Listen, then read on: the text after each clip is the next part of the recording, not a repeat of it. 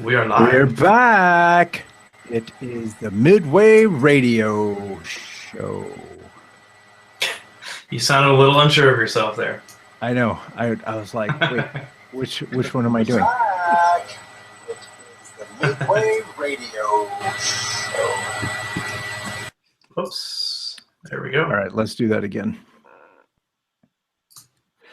Welcome to Midway Radio. I am Carlos Gomez, and let's go ahead and welcome the crew. We got Ryan Brockmeyer. What's up, everybody? We got DJ Risky Business. Attaboy. Yeah. All of a sudden, he knows sign language. DJ Sean Doe. What's up, everybody? Yes. So we're going to be talking to someone here in a little bit. But what's going on, fellas? How'd the week go? Week was excellent because the Cubs won the World Series. I heard something about that. It was very excellent. Yeah, we actually we suspended, as a lot of people know, we do a majority of our shooting interviews on Wednesday and Thursday nights. So we took Wednesday off as a preemptive move in case there was a Game 7, and we proved out to be right, fortunately. And then, of course, just Thursday, we just needed a day off to relax, rest, take it all in. Spend all my money at MLBshop.com. Mm-hmm. Yeah, so that's Sean, that was kind of- Congratulations, Chicago Cubs. You and Risky, I saw you and Risky were down there partaking in the ways of the Wrigley. We were. I think this is no surprise to anyone that I'm not a big fan of large crowds of people. But I made an exception on Friday to go down to the rally because, I mean, it's history. It's literally being a part of history. And the fact that we were obviously already Cub fans and celebrating that is, just a bonus. It was crazy. What did you think of that, Risky? Well, first of all, you saying that you hate large crowds of people is kind of an understatement. He hates small crowds too. I could see the veins and the rage and the anger coming as the crowds got bigger. But it was unreal. Actually, I didn't understand what was happening size-wise to the crowd. I mean, we all knew it was going to be a big crowd. I didn't quite comprehend that when you're there on the ground and you're surrounded by a lot of people. That being said, after the fact, and I heard about the large numbers of people, I was pretty impressed with how the city did it in such a short fashion. Yeah, At first we were like, they should have been more prepared for this, but what turns out they were, because nothing. I mean, it went pretty well. I mean, it took a while to get out of there and get in there, but other than that, it was smooth. Yeah, I mean, you had your jackasses there, but that's gonna be at any sporting event anywhere, unfortunately. I thought for what was it? I think didn't they say that it's officially the 7th largest gathering in human history? Yeah. So I think the fact that happened and I thought everything was pretty calm and cool. So yeah, most all the other gatherings, it was the largest sports gathering too. Most all the other gatherings were all religious related. So this is kind of religious too, isn't it? Yeah, It is a cult. yeah, Cult of Cub. yeah. I had a question because I know you both of you guys went to Wrigley and you guys saw a bunch of people writing on the walls with chalk and stuff. So I had a question for you guys. Did you guys see Trickster there? Oh yeah. No. Just wondering. I mean, he basically had an open book. Nice. Yeah, no, we saw some people we knew there, but I didn't see any graph artists, but I'm pretty sure people like Demon's a Cubs fan, and I'm pretty sure he's a Cubs fan, I think, and some other graph artists I know, Northside kids are Cubs fans, so maybe There's they a did. lot of graffiti artists that are Cubs fans, so Yeah. Yeah, I remember seeing that there's people. I saw people checking in and people saying that they were going to go, but I didn't. Didn't really run into many of them. So Yeah, the walls basically what they are is it's a giant memoriam for all the fans who didn't make it to see it. So 95% of every name on there is people that have passed away. Yeah. Yeah. I went down there and wrote my cousin and wrote my mother because my mother was a super die. I mean, that was literally, that's why it was so emotional for me, because that's literally my connection. My biggest connection to my mother was Cubs baseball. Nice. I grew up, the most amount of time I spent with my mother, which was a lot, was all watching baseball games. So it was a big thing for me, and Crazy. big thing it for was very, Chicago. yeah, it was very cool to see. I got some nice shots of Risky and some other people. Go check out my Instagram at 278 Media. Sorry, little shameless plug there at the beginning of the Plug. show.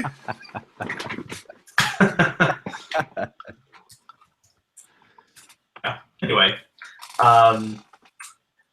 yeah. So since our last show, I believe we did we've done two more interviews over the last like 2 weeks or whatever. And Risky, who did we interview last week? Do you remember? Yeah, we did. The twins. Ron Yeah, we did. Santo. No, I'm trying to. We did Anton and Anthony, who, if you're not familiar, they are.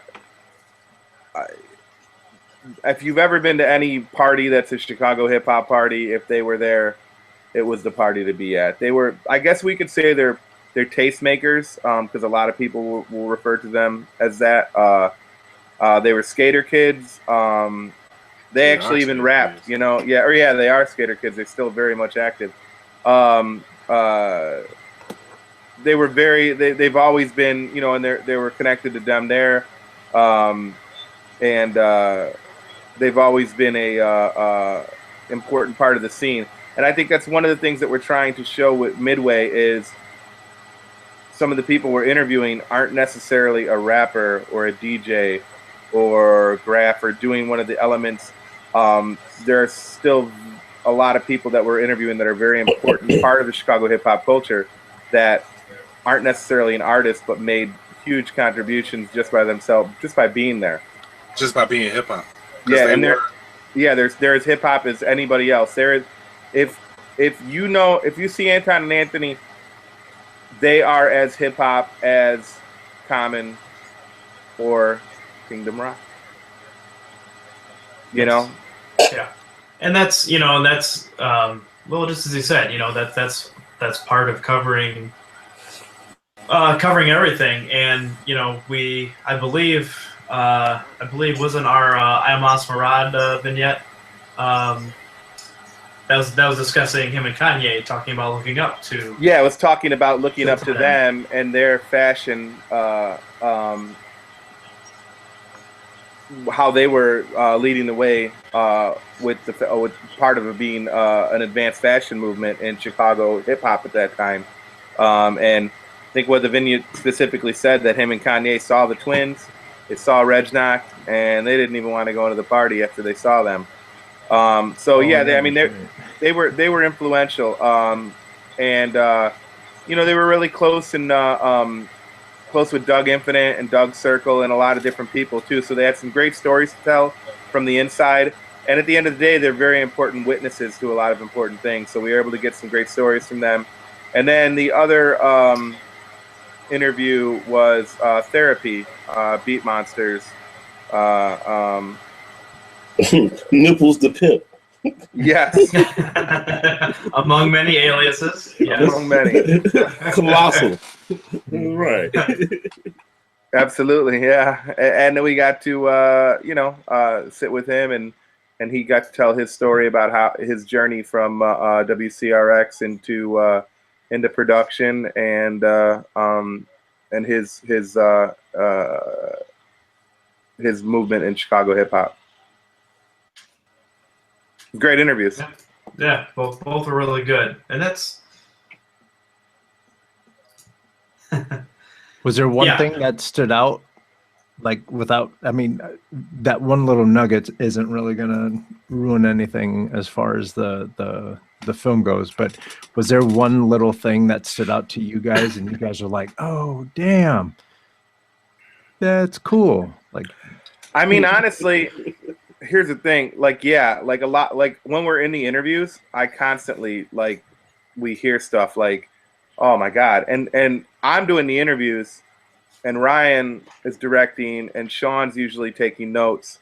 And Ryan's taking notes too, but like, yeah, there are moments, and nothing specific that I could say off the top because eventually, after we do so many, a lot of them kind of come together until I can start separating them. Like, I was like, oh well, yeah, who said that? Who said this? Because everything starts to really just like when you're doing so many on top of each other, you're like, Jesus, I just heard that. Who said that?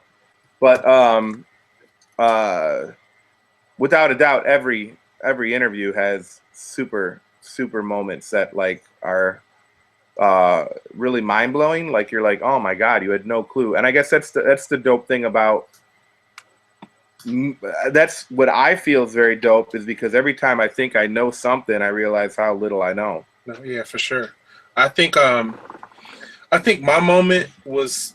It wasn't really like a revelation or anything. It was just really good to see how, like, I know the twins. You know what I'm saying? Like, I know them very well. Sure. And they handled themselves very well in the interview. And did that some people surprise you? think, well, no. That, it was didn't surprise me. Was it a situation you're like, whoo, they didn't. It didn't. Well, it's funny because they didn't sound. It didn't surprise me, but I know how people perceive who they are as people, and it totally stands out that they are super humble, super caring about the culture, skate culture and hip hop culture combined, because it's actually it needs to be an element, you know what I mean? But it just goes to show you how people talk on the outside, but then when they see it, they're gonna be like, "Oh, those dudes." Their are point like of view is really important, coming from cool.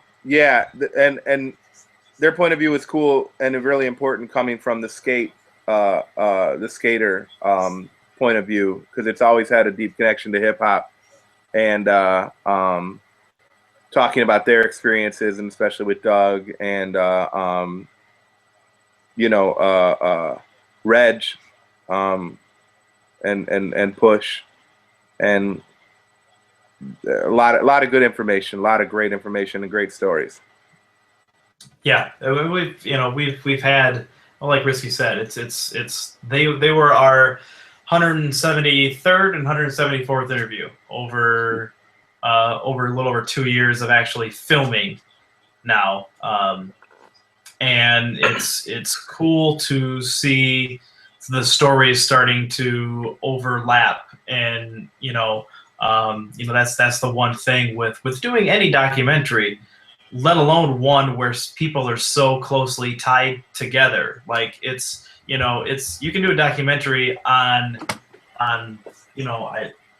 whatever. You can do it as documentary on trees or something like that, and you can have different opinions from people from all over the world that know about trees, but their personal relationships aren't there. This is different, where 90% of the people that we interview all know each other to some degree. Yeah. So that's no, it's vindicating too when everything starts falling together and is connecting as a puzzle. Like you said, the stories are overlapping and things are starting to connect, and it's making sense. I mean, we knew it was going to make sense, but now we're starting to see like how we can show people how the story comes together. Right. And one of those stories would be the one that not us, but those involved are like, you're going to get different stories about this, about the formation of Ill State and how all that stuff came about. And our guest tonight, we can say that we can confirm that the stories were all relatively on the same page for that. Yeah, that was impressive. Actually, It we really talked was. about that. We'll jump into that. Let's introduce our guest. Yeah. I guess tonight is the legendary Kingdom Rock, Ill State Assassin's cousin Rico. What's up, sir? How y'all family? How y'all doing? Very good, Real sir. well. We're very honored to have you tonight. Bless. Hang on, let's do that again. Mr. Kingdom Rock. Thank you to our studio audience. Sir. My apologies to you. Thank you, sir. Thank you, sir.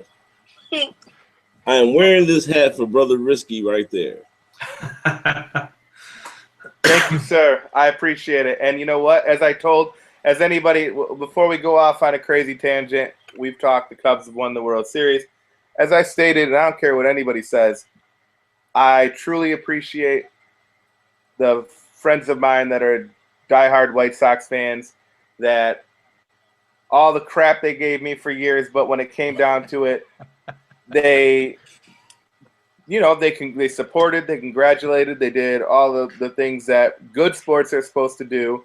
And as I stated, I will be more than happy to reciprocate. I'm a fan of baseball, and I know Kingdom, and Kingdom's a baseball fan too, so he's a little different. Sometimes people are just like casual fans, but I'll tell you, like, if you're a fan of baseball, you just gotta like good baseball, whether it's the Sox playing, the Reds playing, the Cubs playing, it doesn't matter. So I will support you, gentlemen, when it's your time. And it will be soon. Plus, again. I still play softball. Every year I play softball from April until October. Like I Yes, play sir. softball. Nice. That you do. And I just said, I called my buddy tonight and I said, man, I don't think the Cubs are going to re-sign Dexter Fowler. So I said that would be a good pickup for the White Sox. Cardinals What's are the going to matter make with that you? move. What's that? Cardinals are going to make that move.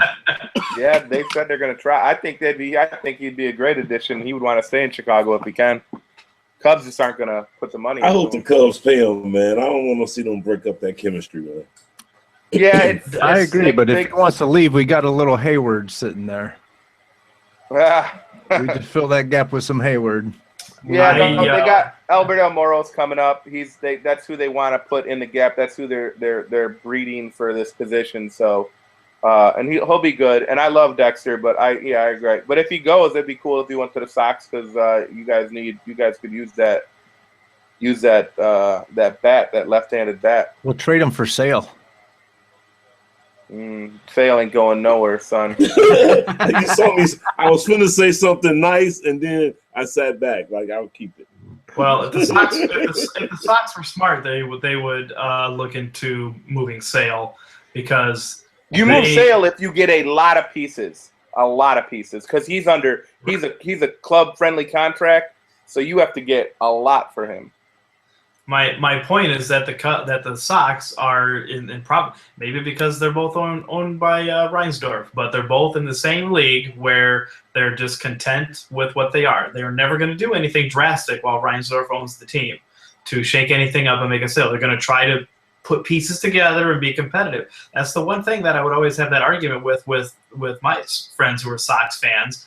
And I'm like you, Risky. I don't care about the Sox either way. I pull for them to win the World Series. I don't dislike them or anything like that. But the Cubs are a unique situation. They broke everything down and completely started from scratch. That's hard to do and get the pieces to fall in place. A lot of luck, man. A lot of luck. We had a lot of luck. Yo, Now you guys are competitive enough that Ozzy can come back.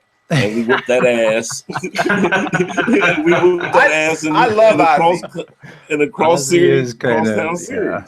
I love Ozzy. I would love to see Ozzy back. I'm a fan of Robin Ventura, flat out. Like, I was a fan of him as a player, but I just think he's way above his head as a manager. He's got to go, man. Need Ozzy back and call it a day. So now, the same way you pointed out that your Sox friends got your back and stuff, I got to put my Sox friends on blast, because throughout the whole postseason, I kept seeing, hey, where's that goat? Where's that goat? And then when we won the whole thing, you know what I got? Crickets. I was like, yeah, thank you. See you next season. Crosstown Classic, deuce. There are plenty of them, but at the same time, I was quite impressed. Even Deluge congratulated me. He texted me. Deluge, if you're watching, I haven't gotten my congratulations. So I asked about that earlier. I was like, you guys, where was Deluge? do you guys feel weird when people come to you and say, "Hey, congratulations"? I'm like, I know, I did everything I could. I didn't do nothing but sit down. But you can get that monkey off your back now. You Yeah. can let that demon go. Like they want to congratulate that weight off your shoulder, bro. Yeah. it Like wasn't my it's shoulder. not there I know anymore. I'm not on And the you team. won and you won in historic fashion, bro. Like Right. I can't take that away, man. No, I just can't take that I'll away. tell you what. This is what I I mean, got we to say swept. about that. You know what I'm That's- saying? We swept. We didn't go to 7 games and all. You know what I mean? But Listen, I am going to say this about. Yeah. I'm going to tell you this. Way to slide that one in there, Kingdom. No. Hold on. I'm I gonna give it see to you you. guys, Kingdom. Listen. I'm gonna give it to you guys. I was there for every Ryan, game. Like Nice. as I told Ryan, I would have much rather have swept in whatever fashion than go through the hell, because people are like, oh, it's one of the greatest world, and it is one of the greatest World Series, no matter what teams are involved. Just the games was amazing. It's great for baseball, but Jesus, man, talk about a heart attack.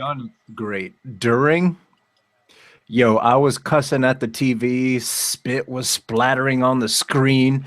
Like, what are you doing taking him out in the 5th inning? what? I was- Oh, Listen, the White Sox, the 2005 White Sox team was pretty special too, because complete games. well, that's the thing. Would I give credit for the It's White also Sox? a different time in baseball, though. Well, here's my thing, Ryan. The Cubs, and I'm not bragging about this. The Cubs, the fact is, the Cubs have a lot of stars and they're young, but like Chris Bryant's young, but he's an MVP, and you have Cy Young and possibly 2 Cy Young. I mean, they're stacked, right? The Cubs, and they built that. Bragging there.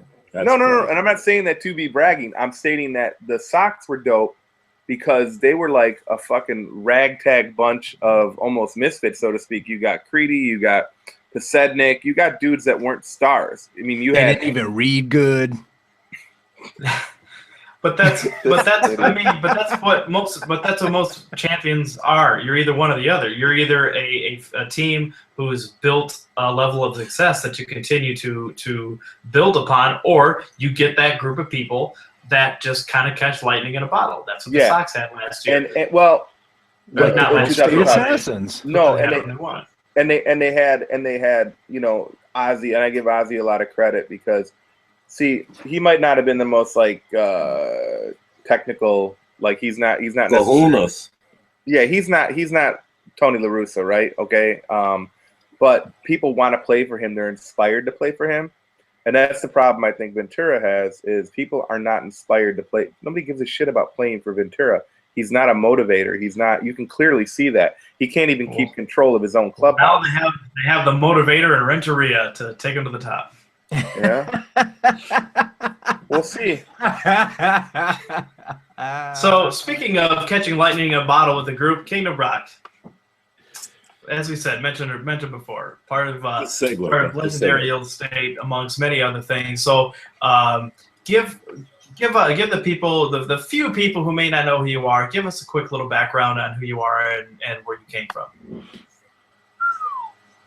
Oh, let's see. My name is Kingdom Rock. I grew up in Ida B. Wells projects on the south side of Chicago. I was bused early to the north side in the early 80s. And I guess that's where I could say that I really found out what hip hop was, because before then, all I could think about hip hop was like catching Shabba-Doo and them on Soul Train or something, you know what I mean? And that was it. But then when I got up north, I met some Hispanic brothers, some Puerto Rican brothers that was breaking, and it kind of made sense. I popped and I locked and they broke. You know what I mean? So that was all that I knew hip hop to be, and I kept that going, and I took that back to Ida B. Wells with me, and it helped me find other people that was hip hop as well, being that it wasn't that many of us back then. You know, you stuck out if you were hip hop back then. When you went Man. back home, did people say, "Man, look at this kid dancing like Puerto Ricans"? No, because I never broke. Like I always popped. You know what I mean? Yeah. Like I'm a big fat dude. Like my mom always was like, you break something, you broke. You know what I'm saying? We broke, you broke. You know what I mean? So I didn't want to get caught breaking and break something. You know what I mean? So real talk, bro. It's plain English to me, man. It's simple English to me, bro. Like So no spitting on your head, none of that. None of that. None of that. None of that. None of that. Them lines of county can be pretty long. Oh no! You gotta get that strong neck. Oh, I never go to the county, man. I never went to the county, bro.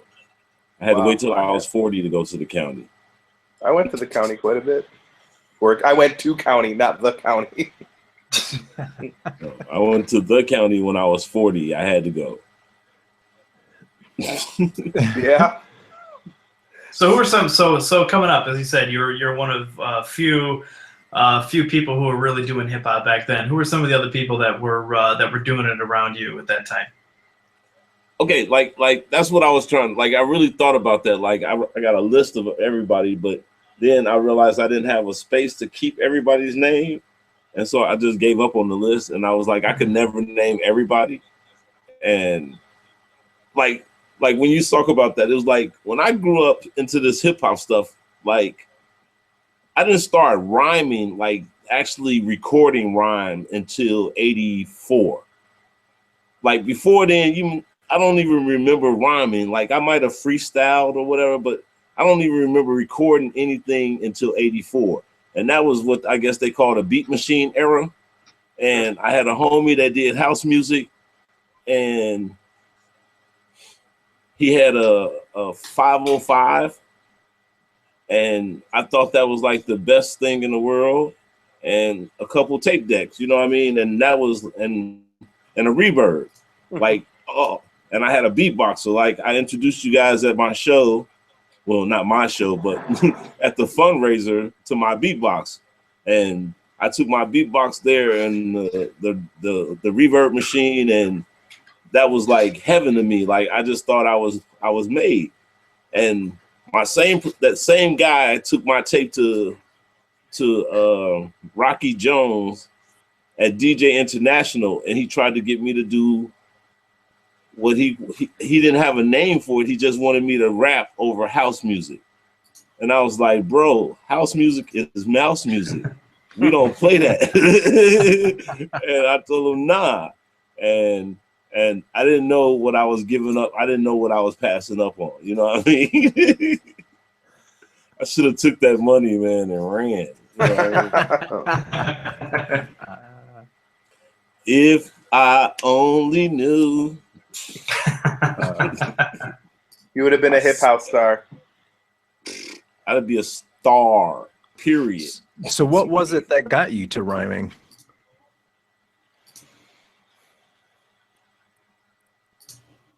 I always wrote poetry. My mom used to write poetry. My mom's like a functional illiterate. Like real talk. She used to as little, like she only had like she was born in 45. She had a 11th grade education in rural Indiana. So it is what it is. You know what I mean? But she always wrote poetry. And so she made a point to make sure that I had every single tool that I need to write and to learn. So growing up, she made sure I learned how to write. So I actually mastered my penmanship, like something that these kids know nothing about. So like I had styrographs and calligraphy pens and all that type of stuff just to play with. Wow. I had dictionaries, encyclopedias, atlases. You know what I mean? I had all those things, you know what I mean? Plus I had a couple of different types of Bibles around the house to play with. So all this I had, and I think I finished reading the Bible the first time when I was like 9 or 10. And so to say that, like, in 80, this is when, you know, Rappers Delight and all that come out, you know, everybody, you know, they had the instrumental on the back, and, you know, you get to pretend to be your favorite rapper, you know what I mean? Like, everybody done that. So when you finally got on and somebody wanted to hear you do it again, like, that was probably when I finally started rhyming really. I mean, like, that's when I first rhymed, but that's not when I thought I was going to be a rapper, you know. I grew up thinking Michael Jackson. Like, just let me get on and save my family. Because think about it, you grow up and Michael Jackson is the epitome of everything. Like, he's the star that saved a family of 13. Mm-hmm. Like, out of Gary, Indiana, out of impoverished Gary, you saved your whole family of 13 plus your mom and dad. And everybody had a skill in the industry. Everybody had a job in the industry. Like, I had to respect him. You know what I mean? Right. And I wanted to date Janet all my life. Like, Janet was the one. That's Little Penny? Oh, no, before Penny, off of the Jackson show. Oh, yeah? Like, it was a television show. Yeah, I remember. Yes. They had the variety show, yeah? They had me young as the pedophile. I was a young pedophile then. I didn't know what I was. I just know they had me. So here's the question. Who's the least contributing member to the Jackson family?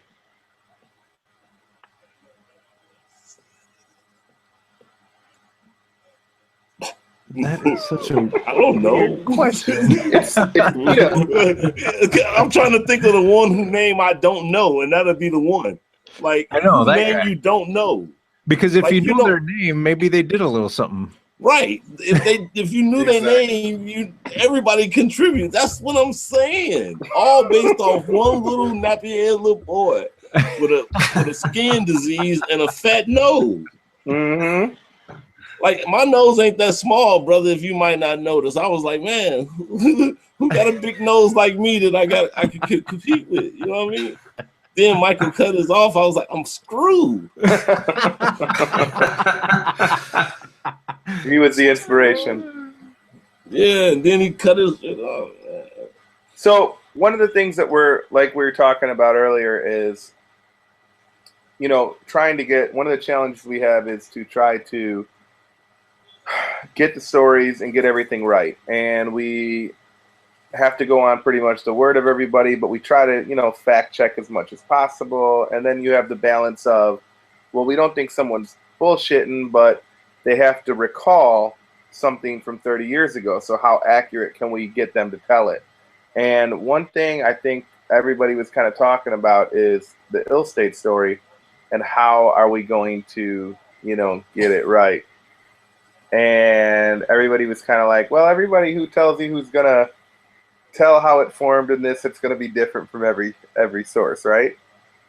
And me and Ryan have talked about this several times, how impressed we were that other than like small minor stuff, which was just recalling, it all pretty much came together the same way. Everybody told the same goddamn story, pretty much the same way. And It was a unified effort. Yeah. It wasn't like, I was gonna say, did you guys call each other and get it straight before you guys got in front of the camera? this is how it's going down. No, bro. No, it ain't. Like you said, besides the little minute twist there and there, is like it's all the same. Like everybody agrees, it's just who said what and when.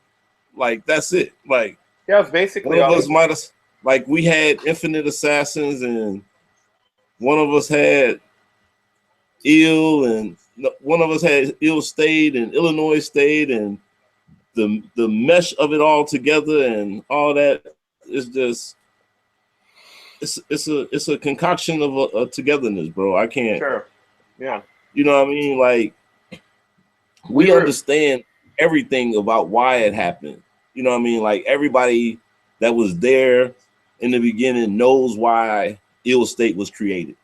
And it was like before we left out that room, that night we all knew what we had created. And so no one can, I mean, I always said I was one of the 4 horsemen. I've never said I was the original guy creator. I Sure. always said I was one of the 4 horsemen. Yeah. You know what I mean? I might be the lead, you know what I mean? Well, I That's mean, I called think pride. You know what I'm saying? That's yeah. called pride. But You've always been an ambassador for a lot of things, as far as like whether it's for Ill State or hip hop. I mean, one of the most famous Chicago hip hop videos is an Ill State Assassin video. Is EC Illa on Ill. The first shot you see is you walking across the park. And what the hell do you even say? Do it. How did that read? Did that read dope? Oh yeah, that read dope. What do you even say? I don't know. It's something that it's something that I got from Ida B. Wells. It's something my aunt used to do to get the attention of somebody that stayed in a higher building. Okay. Like if they stayed on the 5th or 6th floor in the building, you want to get their attention, and you probably like there's a longer version that I'm saving for my final album. You know what I mean? Like it's like and in that you could say a whole script. Sure. It's almost like slave talk, you know what I mean? Like you don't want master to know what you were saying, you know what I mean? Like it's a whole script that you could kick in that, you know what I mean? It's funny because from many years ago, I always wondered what that was. There we go, Midway Radio. Exclusive. Yeah. See, that was something I could have sent you as one of those 3 things that that was special in my life. So I gave you 2. That's the 3rd one. You know. There you go, for sure. Okay. So you had the original 4 members. Who was the first? And the original 4, if I'm not correct, was you, Chain, Riot, and Prodigy. Not in that order. Yeah. Not in that order. Right. Yeah. Who was the first member to join after you guys, after the first 4? Wow. That you can remember. It doesn't, the problem is the problem is actually the origination of Ill State Assassins is Kingdom Rock Productions. Mm-hmm. Okay. Fresh out of high school, I went to Dunbar Vocational High School. Vocation meant they taught you a vocation. My vocation was distributive education, marketing, all that type of stuff. That was it. Inside Dunbar, they had a print shop. In this print shop, I printed up some business cards. When I was in high school, my junior year, I printed up some business cards with some music logos on because I was getting people on HBK. I got on HBK in '85 with like JP Chill and never got off. Like I was able to go to HBK whenever JP Chill was there from '85 until JP left. Like I could just walk into the studio with JP Chill since '85. And so I used to be able to get people onto the radio station, and this to me was big deal. And it's a huge deal to a lot of people, I'm sure. Like the first, like by that time we were actually we had our own equipment by then. We had we had some of the cheapest equipment in the world and made it the best. Like I hate production, but I got some real nice cheap turntables with a real steel, like okay, since there's 2 DJs on there, I got some Gemini 1100s, and I couldn't afford 12s at the time, so I got some 1100s, and they loved the 1100s. Like to them, they thought the 1100s was the greatest shit in the world.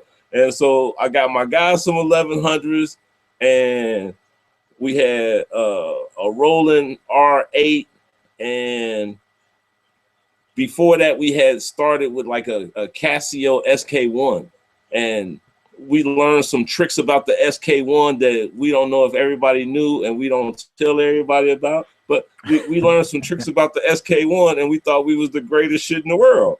And we had samples that nobody else had. And so this is what made us think that we was dope. You know what I mean? A lot of these guys found their voice in Kingdom Rock Productions. And in Kingdom Rock Productions, they found their voice and decided that they didn't want to ride under my name no more. The new name from the people that was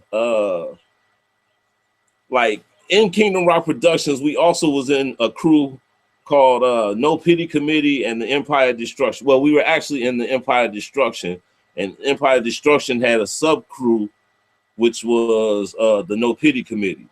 And in this crew, Empire Destruction, we had this big plan that we was gonna go to the New Music Seminar, and we was gonna represent Chicago, like 200-300 Chicago rappers, and we were meeting at the Terror Dome every week about how we was gonna raise money and go. And when we got to this particular day, nobody but us was ready to go.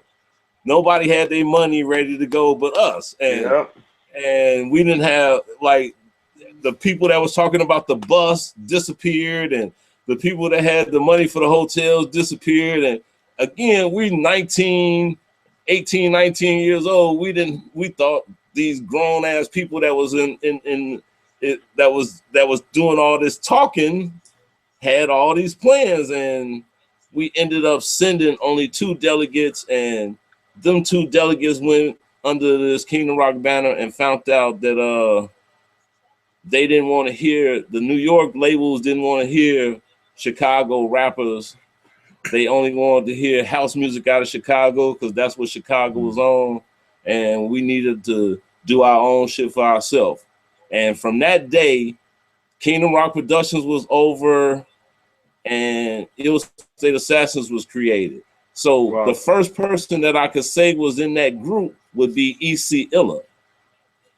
I would say E.C. Illa, but Toxic came with Riot in the crew. EQ was Prodigy's DJ when we started. Sure. Chain had DJ Mad as his his co-producer. So when we started Ill State, it was the 4 horsemen, but it was still more than 4 people that started Ill State. There were people connected within each of the 4 horsemen, had a branch of their own people. I mean, they had people that they brought with them, and sure, that's what created Ill State. And then you were saying like EC was probably the first like separate person from outside to join.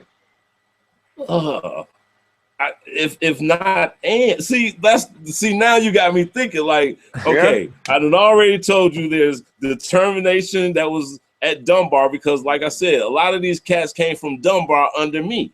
Like I was the oldest one at a Dunbar. I graduated before these cats. When I left Dunbar, this is when these guys created their own little CIA, Chicago Infinite Assassins, which was Toxic D, Knowledge, Knowledge, which is Latif the Saint that passed away, that got shot by the police a few years back. He was in the crew. Determination, he was in the crew. All these guys was in Kingdom Rock Productions at this time. Sure. And some of these cats fell off. And the ones that were more serious about the business, those are the ones that stayed. Now, again, if outside of those 4 and outside of a Dunbar connection, it would be Ange 13 and EC Illa. We met both of them at the same time. Yeah. And that's when Ill State became like a bigger crew, because we understood what it had meant to be more than just Southside. EC and Ange coming from the North Side, they introduced us to NUR, you know what I mean, with Kevin and all those guys. And we were able to get on both. We were not only on HBK, but we were also on NUR. So that gave us expansions into Evanston and into Wisconsin, we believe. You know what I mean? So yeah, you know, that's genius too. Like you guys were smart enough to understand that it's not like, oh, it's just going to be us and you guys are smart enough to be aware of yourselves to expand and realize that you have to take over a larger space and expand that. And you did it by bringing in people that you knew that would be a part of it and that were going to be as dope as you guys and rep. But even before that, though, to me, one of the remarkable things is, and this is one of the things that we're covering, through the Midway story, is how Chicago's always kind of had to do it on their own. They kind of, and that comes to the whole culture of the cliche of the blue collar mentality type stuff. But I mean, it really was that. I mean, maybe I don't know if you can speak any more to it, but like, when you're talking about from an early age, you're printing business cards and you were thinking about doing this and organizing and putting stuff together. That's something that other cities didn't have to do or worry about. That's not to say that there wasn't anybody doing that in New York or LA or anywhere else. But if you're in New York and if you're a dope rapper, as we've talked about many times with a bunch of different people involved. Yeah, you didn't even have to think for yourself. You didn't even have to think for yourself. Somebody go, man, that dude could rap. He send him over to this street here because that's where Cold Chillin'. That's where the machine's gonna the machine will take over, and you can just step in a room, and then you have a publicist, a manager, this person, and then you guys had to do it all yourselves without even knowing how to do it. Exactly, you guys are building this up from your own, like. And real talk, bro. Like I didn't know what the hell I was doing, bro. I didn't know none of this. I was just living my life. I really thought that somebody was gonna see me shining with this superstar group and put us on. Like I really believe that. You know what I mean? Like the city did too, though. Kingdom. The city looked at you guys. The city was full of haters, bro. The city was full of haters. Like I mean, I'm sure there were. Maybe there were, but jackets.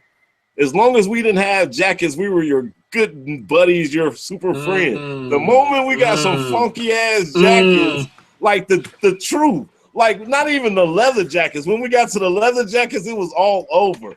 The moment when we first got the cheap ass fucking flea market hoodies, the hoodies with the drawstrap jackets and the ghetto ass letters that said "Ill State Assassins" on the back. Oh, the whole city hated us, bro. And it was like, wait, we're the same guys that used to come to your parties and you would say, this is my sister. And now you think I'm a bad guy. You know what I mean? Like, damn, like, come on. So your do you mom think loves me, bro? Real. So do you think it was the unity that they saw that made them separate themselves from or made them hate? Oh, bro, I don't know. The first time we actually wore the jackets, bro, we got into a fight because we did a show at Medusa's, and at this time, Medusa's wasn't a hip hop club. I don't even know if Medusa's was ever a hip hop club for one. It wasn't. So the fact that we were at Medusa's, and at this time, we were probably 18 and younger. Like I'm still probably the oldest dude in the group at 18. Me and Chainsaw is a few months younger than me. So I'm probably the oldest dude in the group. Dr. K was there and he's the oldest. And Dr. K was probably in his early 20s at the time. You know what I mean? And we get into this fight because the sound dude who opened up his stool, his name is Queelan, and Queelan was friends with a guy that I knew from Colombia, and Queelan invited us into his house to record the session that we were going to perform. So Queelan comes to the show, and we come outside the door. We hear, like, we're in the stage area and we hear a commotion outside, and we go out the door and Queelan is in the middle of a circle of skinheads by himself.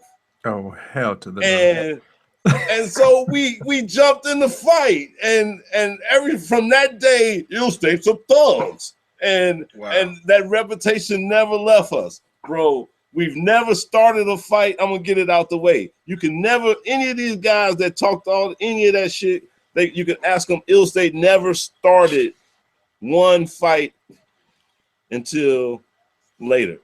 I remember one fight that one of my guys started, and I was like, why'd you do that shit?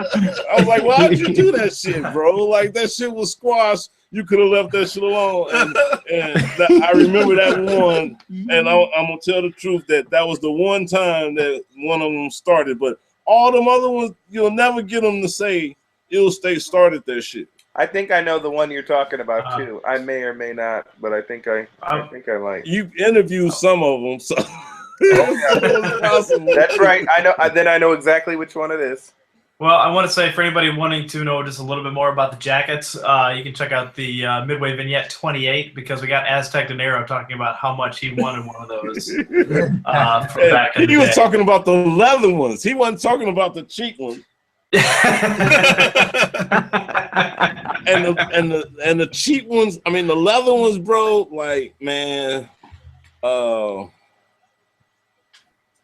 I'm trying to find out legally how I can say this, but they fell off the truck. No, they didn't fall off the truck. They were actually purchased cash by a brother that believed in us with all of his heart. And I want to shout out to my brother. Yeah, you know, and without him, like, those jackets wouldn't have happened. And he gave us a mindset that came along with those jackets that we wouldn't have had. You know what I mean? Mm-hmm. And, for sure. And, For and sure. it took us across the country with those jackets. Like some people never left a block. I was able to take my whole crew across the country representing Chicago. Nice. And some people can think that's minor. To me, that was like big shit. You know what I mean? Like it wasn't nowhere else. Like, I mean, you get off a plane and somebody say, "Give me your autograph," and you like, "You don't know me, little guy," and he was like, "But you're a star. I can tell." And you were like, "Oh, thank you," and your heart melts a little bit. You know what I mean? Like, that was one of the biggest times of my life. And like, that little guy, like, he probably doesn't know who I am, doesn't give a damn about me to this day. But that day, he was the biggest person in the world to me. You know what I mean? And that all happened because of the mentality that T Fly gave us to take across this nation. You know what I mean? Like, it wasn't, the jackets wasn't just the jackets, but it was something to be proud of. It was the same mentality that came out with we don't give no fuck about dissing these fools. You know what I mean? That D to the S and the Chamber and Toxic from the Chamber did together, which was Traxter, K-Tone, and Toxic. All three of them did a song dissing Naughty by Nature when Naughty by Nature jumped out their body and called themselves having the nerve to diss a Chicago artist after, again, like, real talk, bro. When you tell us we ain't got no spot for you guys in our industry, that's what they basically told Ill State, Kingdom Rock Productions, whatever the fuck you want to call us, at that time, that they didn't have no place for us in their industry. And we had to come back home and fight our way into their industry. A lot of people really just don't know, like, how many games that the industry played with us. Like, they would sign artists like Tin Tray.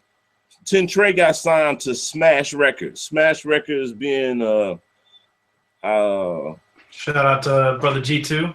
I think it was a sub of Polygram, I think. Right. It was a sub of Polygram. Yep. And okay, now when some of y'all might not have known or heard of Tin Tray prior to the Smash record releasing, a lot of us have.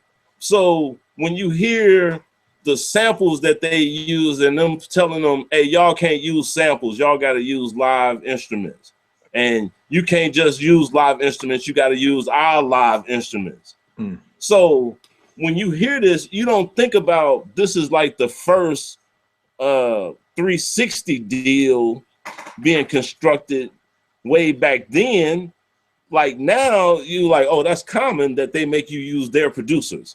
Like, this is what they expect, you know what I mean? But for you to sign a group based off of their producers and their samples and then tell them, no, y'all can't use these samples.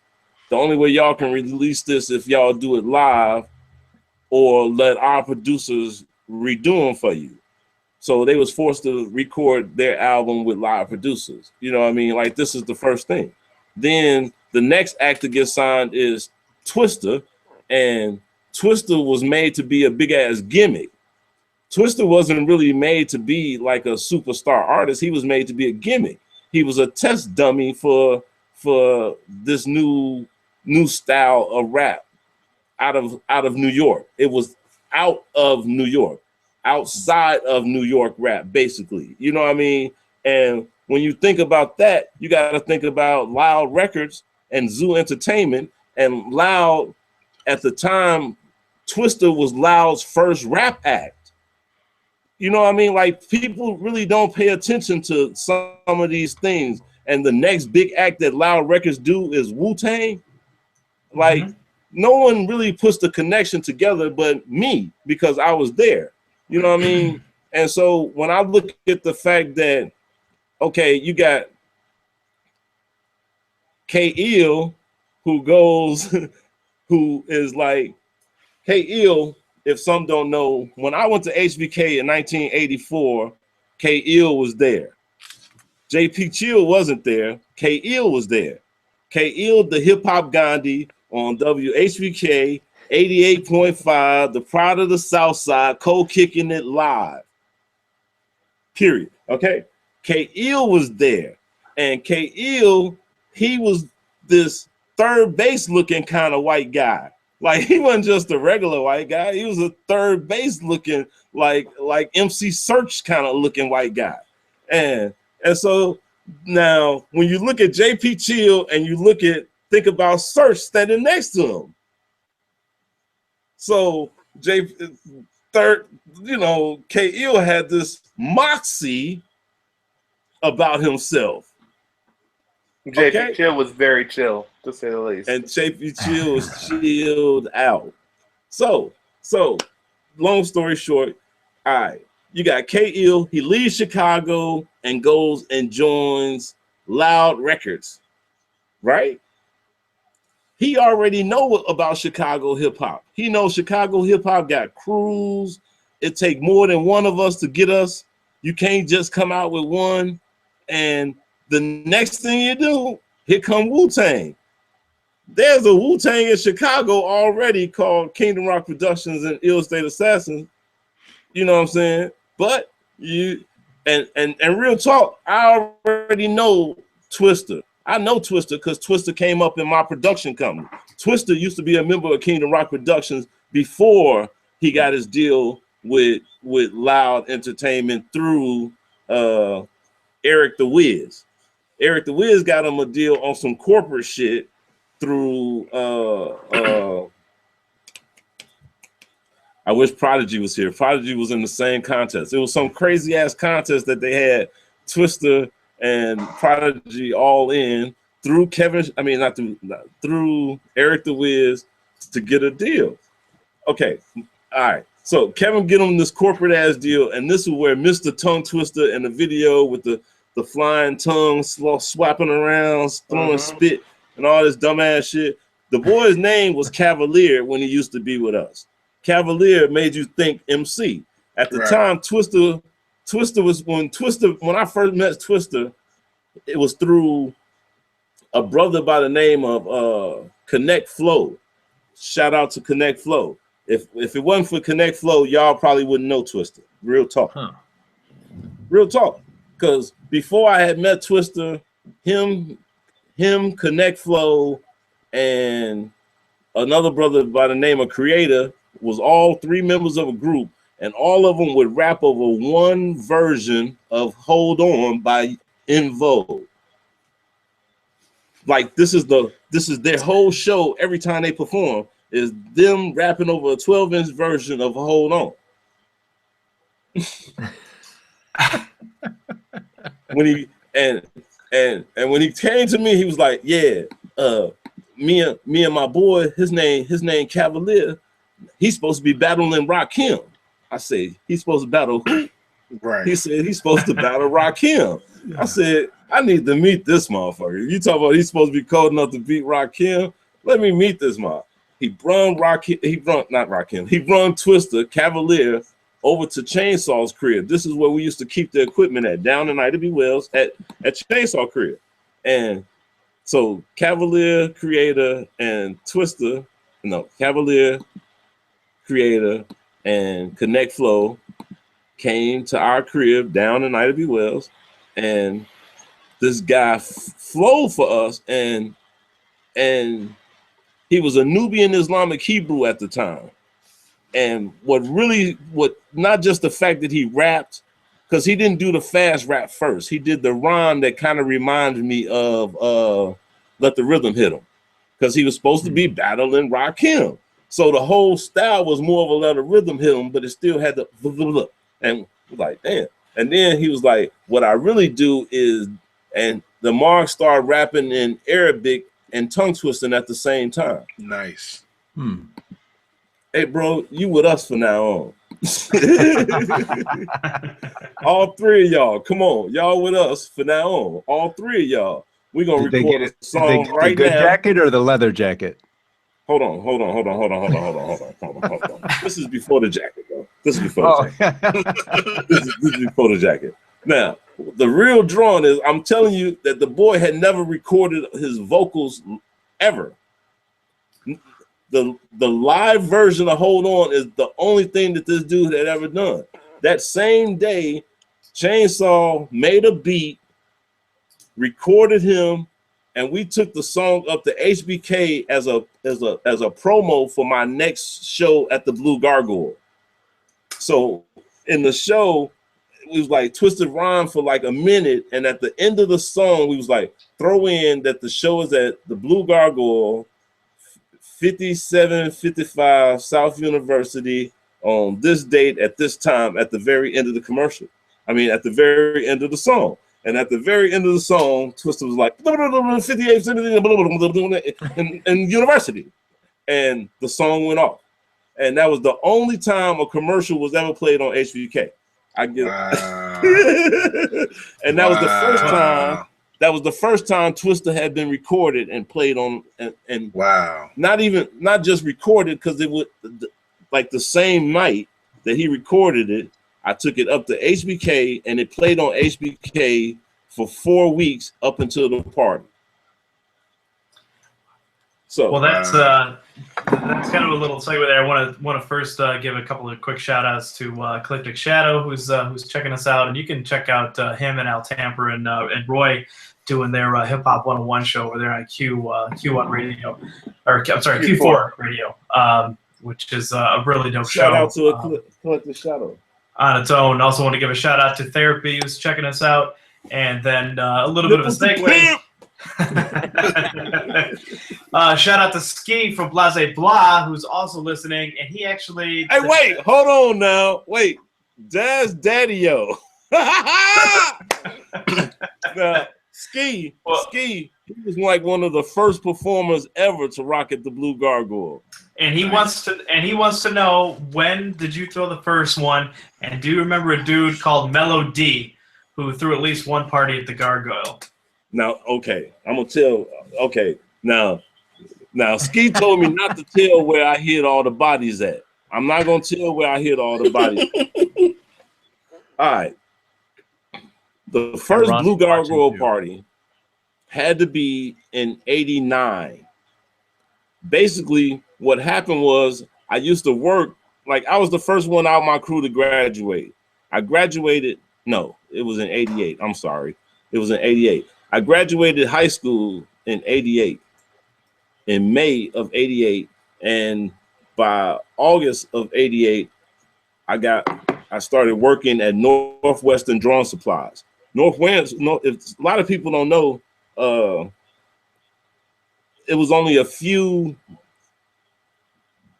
art supply stores in the city at the time.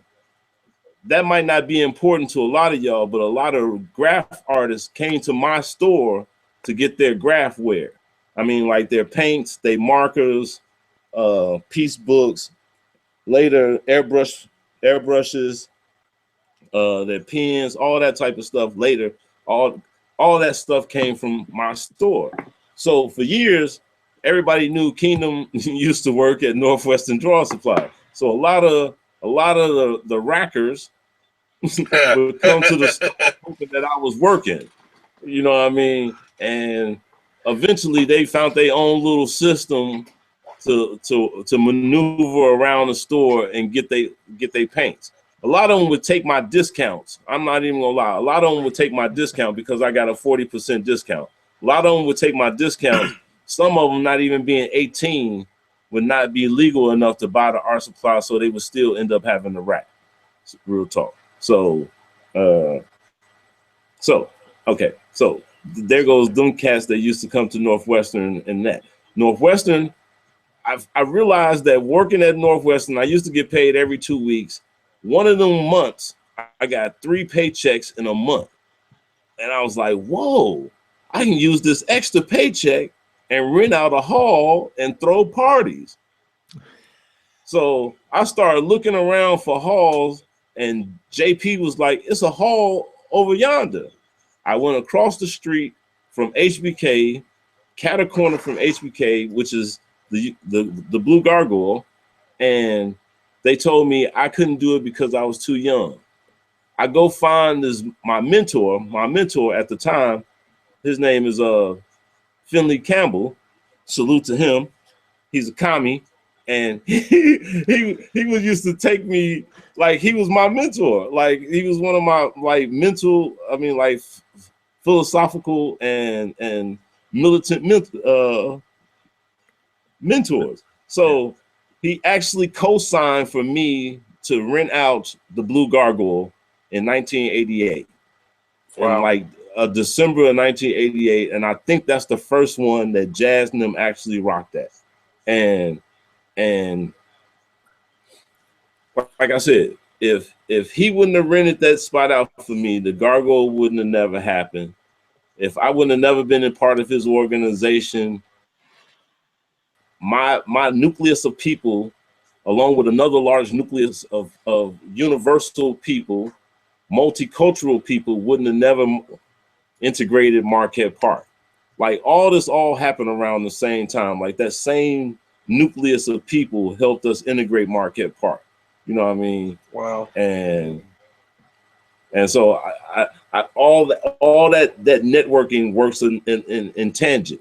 Like me going to Dunbar helps along with me being hip hop, because like growing up in Chicago,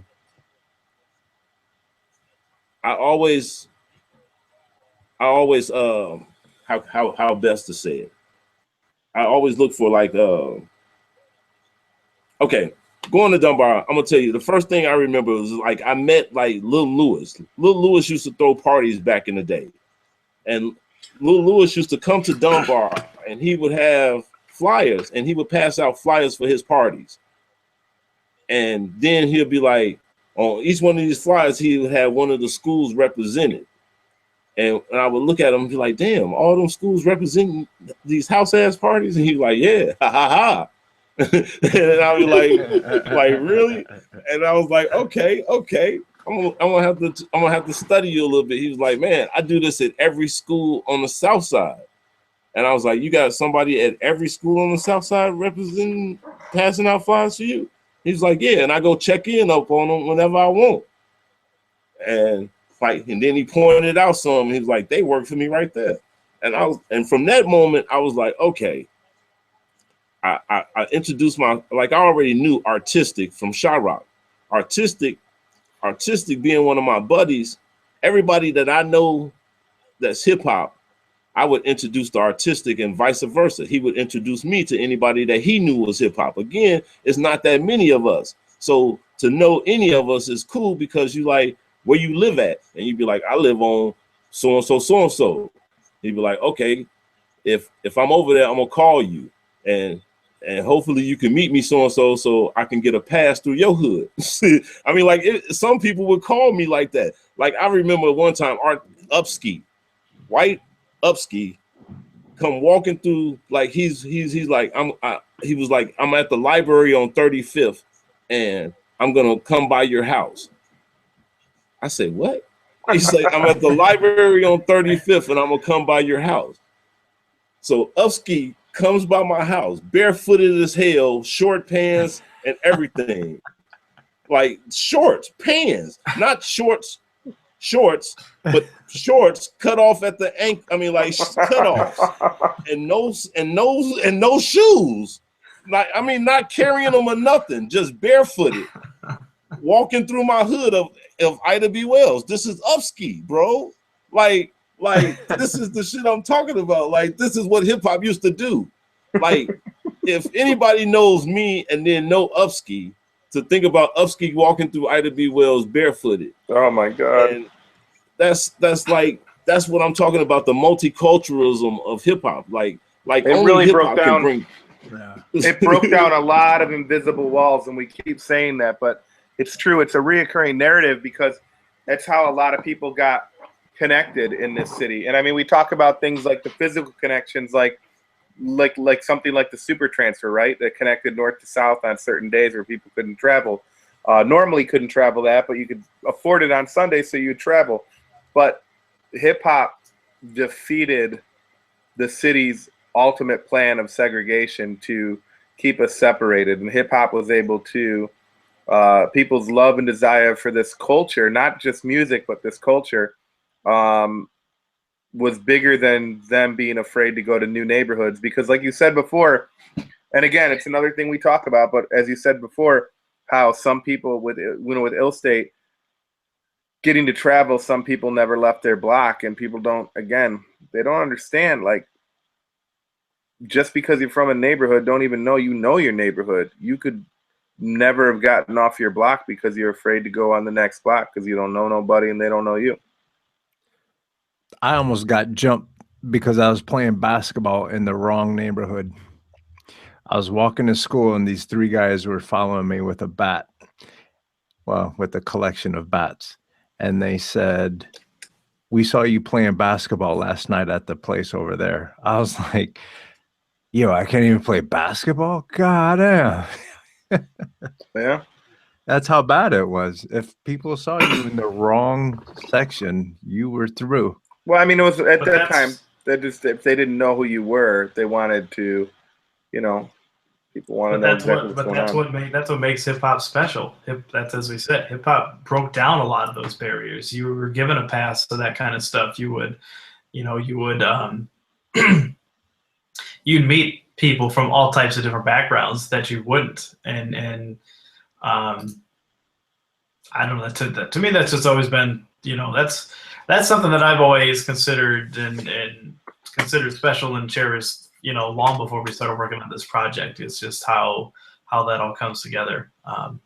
It's been plenty of times where I've been traveling, doing whatever I do, whether it was graffiti or just kind of the way I look, and something would jump off and they just be like, "Oh, leave him alone. He hip hop." You know what I'm saying? Like he ain't about, you know what I'm saying? He ain't about this life. You know what I'm saying? He's about what they do. He's not about that gang stuff. And I'd be like, yeah, I'm not about that. Let me write on this wall. Yeah. Right. Yeah, let me write on y'all shit. Right. Looks Your like we had mama a got little. records. Let me get that. Looks like we had a little drop off there with Kingdom, so hopefully he'll be getting back with us here. While we wait for him to come back. Here's the think one of question. the cool things, and it's my turn. This kid's always trying to relax. Let me ask you a question. You guys touched on this a little bit earlier. You guys were talking about how the story of Ill State came together and how it was pretty consistent. How cool is it that, and this is one of the things that I'm looking forward to when everything starts getting put together. What are some of the cool things that you guys have seen or maybe some unexpected stories that guy over there said, and then she kind of co-signed to what he said, and then they kind of co-signed to what those two said? Has there been anything like that that's kind of stood out to you guys?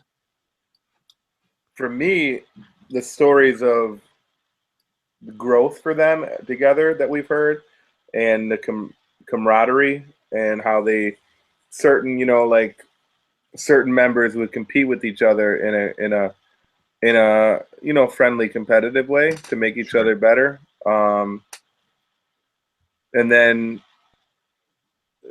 even like from their show stories, there was a lot of really crazy show stories because there's they're a crew and there's so many of them, and like Kingdom said, they kind of had a little bit of a notorious reputation. So some of the stories that we've heard with their shows, especially Riot told us one, which will be somewhere you'll eventually see this, but the stories with Wu-Tang and Old Dirty Bastard were great.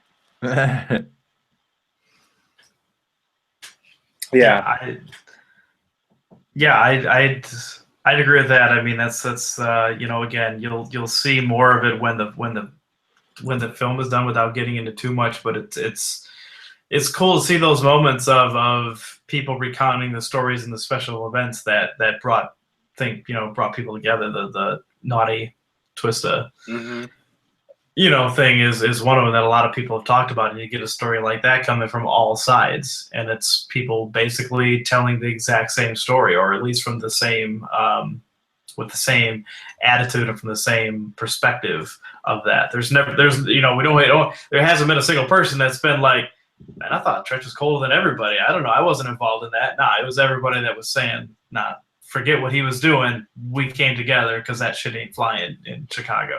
And how cool is that? I mean, that's family right there. Like, we sit here and we tease each other and all that stuff. But if anyone needs anything, like all that having fun stuff goes to the side, and we all jump in and we help out. Right. And I think that's really cool to see, like Chicago come together. Yeah. Chicago is I think does have that family dynamic where, I mean, Kingdom touched on it a little bit. Like they did something as simple as matching jackets just set the city just off. Like everyone's like, look at these. But then when someone picked on Twista, everybody was like, oh, hell to the no. Well, one thing, Carlos, I can tell you, for me as a fan, as a DJ and as a fan, I went on to later work with EC and Kingdom and did some stuff, which I believe was honoring Ill State in my way by doing a mix. But as a fan, first and foremost, even after working with anybody, if I work with EC on a project, I'm still a fan first and foremost. Or same thing with Kingdom or anybody. But for me, it was huge seeing their organization and seeing them represented through Chicago. If they had that really cool logo on the back of that jacket, and then you could see CDs, and then you could see them in the Source magazine or and then see a video, and I'm like, man, they're the best. They're no one's coming close to touching what they're doing. And then to hear how they really, you would think they were part of the machine back then. Like, I didn't know any better. Yeah. Like, I thought Wicked Entertainment was, or whoever, whatever, or Corner Records, Jay Williams Corner Records, were all just subs of like the major machine. I didn't know that they were really doing this on their own. And especially back then, I mean, when we say on their own, no internet, no social media. I mean, just straight guerrilla hustling.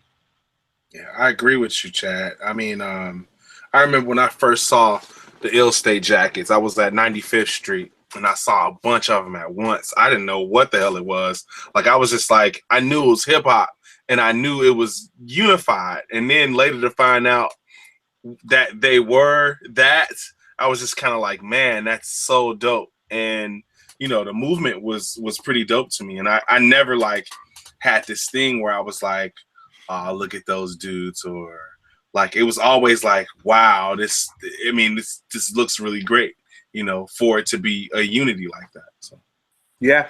And musically, everything was top notch. Musically, everybody who was connected to Ill State was putting out high quality music, great production, dope stuff. And I felt that everything that was Ill State connected was like some of the truest Chicago representations, because it was street dudes doing, street shit, but real lyrical and real, the type of hip hop and the lyrics and the bars and the cadences that we wanted to hear, going into Chicago street stuff. So they were the perfect balance of Chicago hip hop to me. A couple He was other- ghetto as fuck, man. Be Yeah. like He give his real back. talk. Like I said, some of these dudes found their voices in ill state. Like some of them didn't. You know what I mean? Like some of them still tried to be something they wasn't. Some of them still trying to be something they're not. You know what I mean?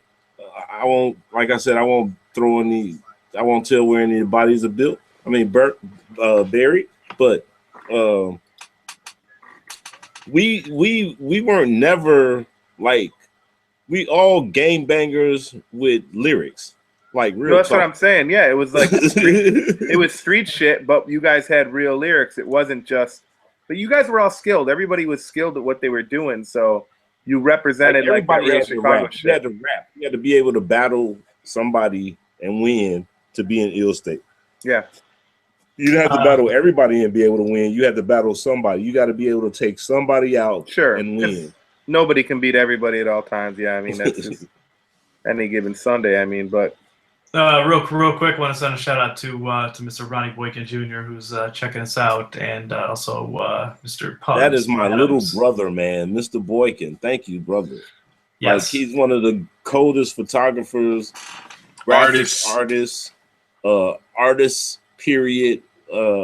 He's my Virgo brother. You know what I mean? Like I can't talk enough about like Ronnie and what he does, man. Like Ronnie's Ronnie- actually on our list to interview. We'll be bringing him in for his contributions and his just everything from being there as a witness to his contributions on the art and photography. Yeah, and he's got a dope project that he's trying to get funded too. So check out his Chain of Perception documentary. So yes, I am in you that in gotta- my pretty cool suit. You know what I'm saying? I'm wearing this white and lavender joints. You know what I mean? With the lavender tie dig. You know what I mean? Like I look a little fresh in that. You know, like first time I cut my hair, I took my picture for Ronnie. You know what I mean? Wow. And, Nice. And I want to remember something now. Before I got cut off, he asked me about Mellow D, and I think Yeah. Mellow D is one of the guys that people don't talk enough about. You know what I mean? Like I had a bar to keep up to. Like some people forget about that. Like people forget that some people set a bar that you have to like try to attain. And Mellow D was one of those dudes that set a bar for me to have to attain. Like him and Cool Rock Steady, rest in peace to him. Like all these dudes did something before me, and I can't take it away from them that they did it before me. You know what I mean? Like Mellow D was one of the dopest MCs that I remember back in the days. You know what I mean? And he threw a party after I threw my party at the Gargoyle. Like I used to rock the Gargoyles like every time it was that extra paycheck, I would rock a party at the Gargoyle, real talk, for like 3-4 years.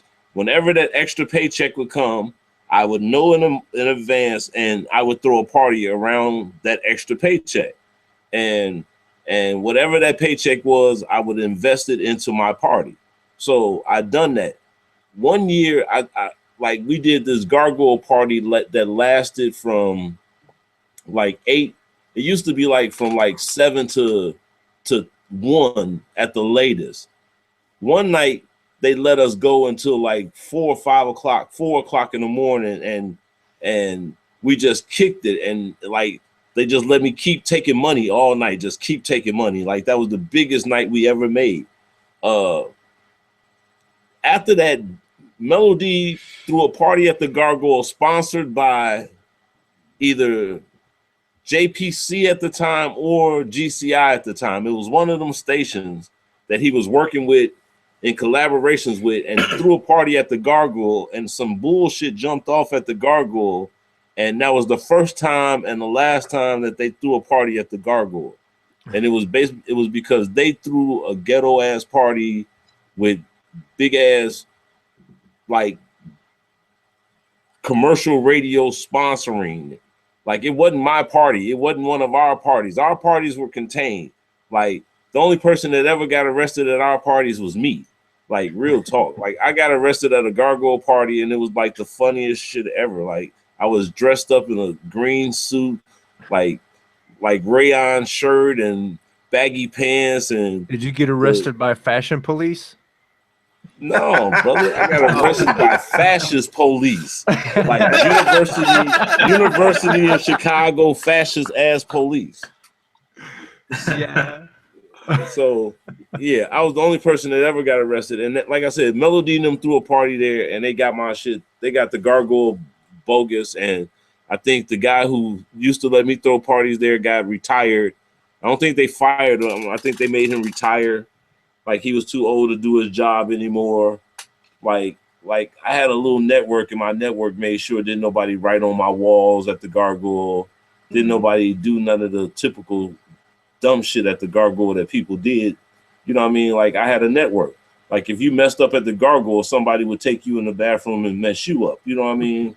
I was almost like Trump in that mannerism. Like people just like if they caught you writing on the wall, they would whip your ass, man. They knew what the gargoyle meant to hip hop and they wouldn't let you do it. You know what I mean? Right. Yeah. So That's cool. So my people wouldn't let that happen at the gargoyle. But Melody, I respect him for what he did, but he did throw that party at the gargoyle. And we reached out to Melody. I think he's in Atlanta now. And something happened like at the Props Awards. Somebody gave him he got awards at the Props Awards, and somebody took his award at the Props Award, and he think I have it. I don't have it, Melody. I don't have it. I really don't, bro. Like you deserve your trophy, bro. Whatever. If just me telling you that you deserve it means you deserve it, you deserve it, bro. I just don't have it. Another shout out to Pugs Adams, who's checking us out. Clash Titan just checked in. What up? Now Titan? Pugs is another one. Me and Pugs used to be like shout out to Pugs and the Necrobats. They like baby ill state. You know what I mean? Like they followed all my little steps. Like every little step I made, they followed. Like maybe not even consciously, and they surpassed them. Like that's the one thing about ill state is like certain moves we made, nobody ever even compared to them. Some people compared them and passed them. You know what I mean? And I salute those people as well. But Pugs used to tell me, he used to catch me in Inglewood and he'd be like, bro, you're the only hip hop dreadlock in Inglewood.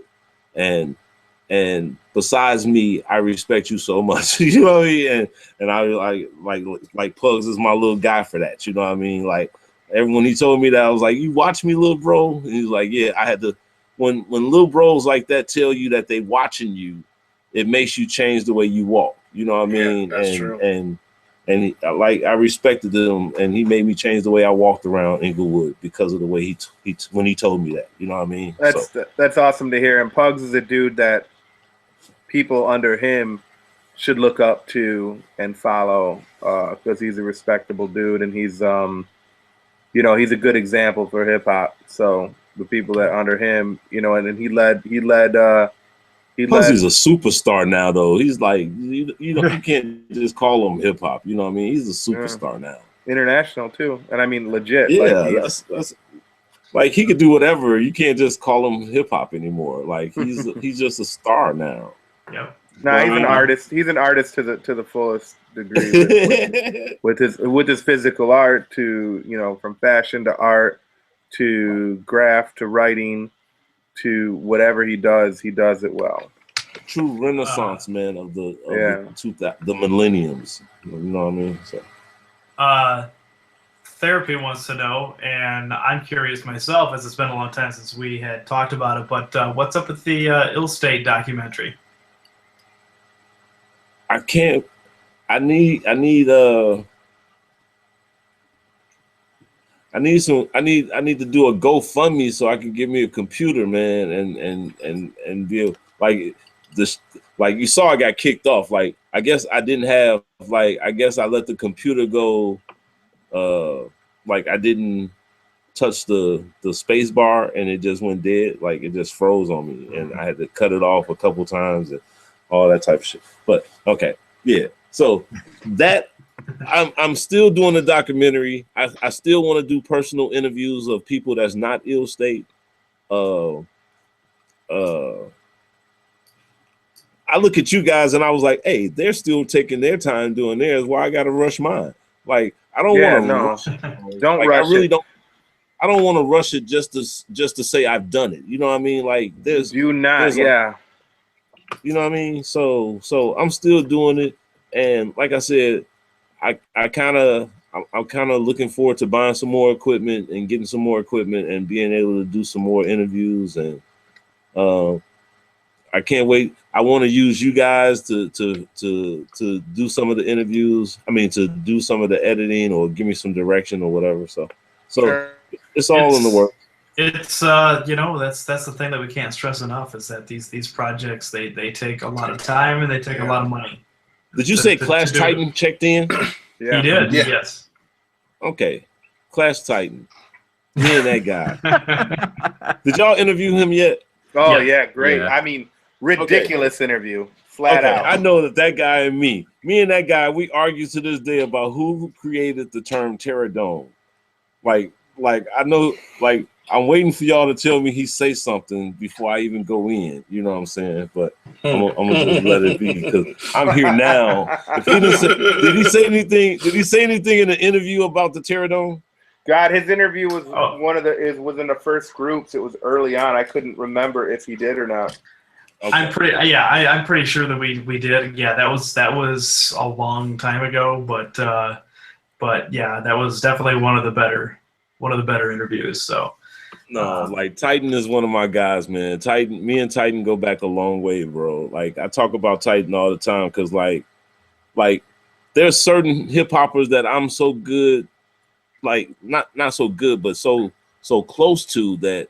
Like I could call their house and talk to their moms, and I remember calling certain people's moms and talking to certain people's moms, and Titan is one of them. Like I used to call his house all the time. That his mom knew my name, knew my voice, knew my name. Like some people, you could say, "Tell them Kingdom call." Kingdom? Who the hell is Kingdom? What's your real name, boy? Don't give me no Kingdom. And Medea has officially checked into the podcast. no, I'll never, brother. I will never put on. I will never be Medea. But I'm just saying, some people, mom, like I done talked to a bunch of people, moms. There's a lot of people, moms, that if Kingdom didn't call, they wasn't coming to the party. They wasn't coming to the show.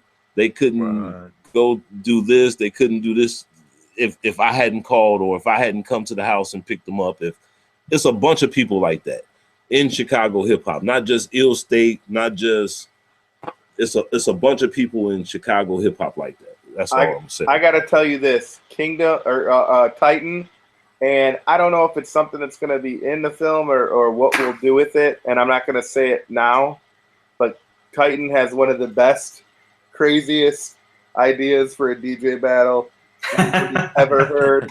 It is like the gauntlet DJ battle, and it'll at one point be revealed. But Titan knows what I'm talking about. It was bananas.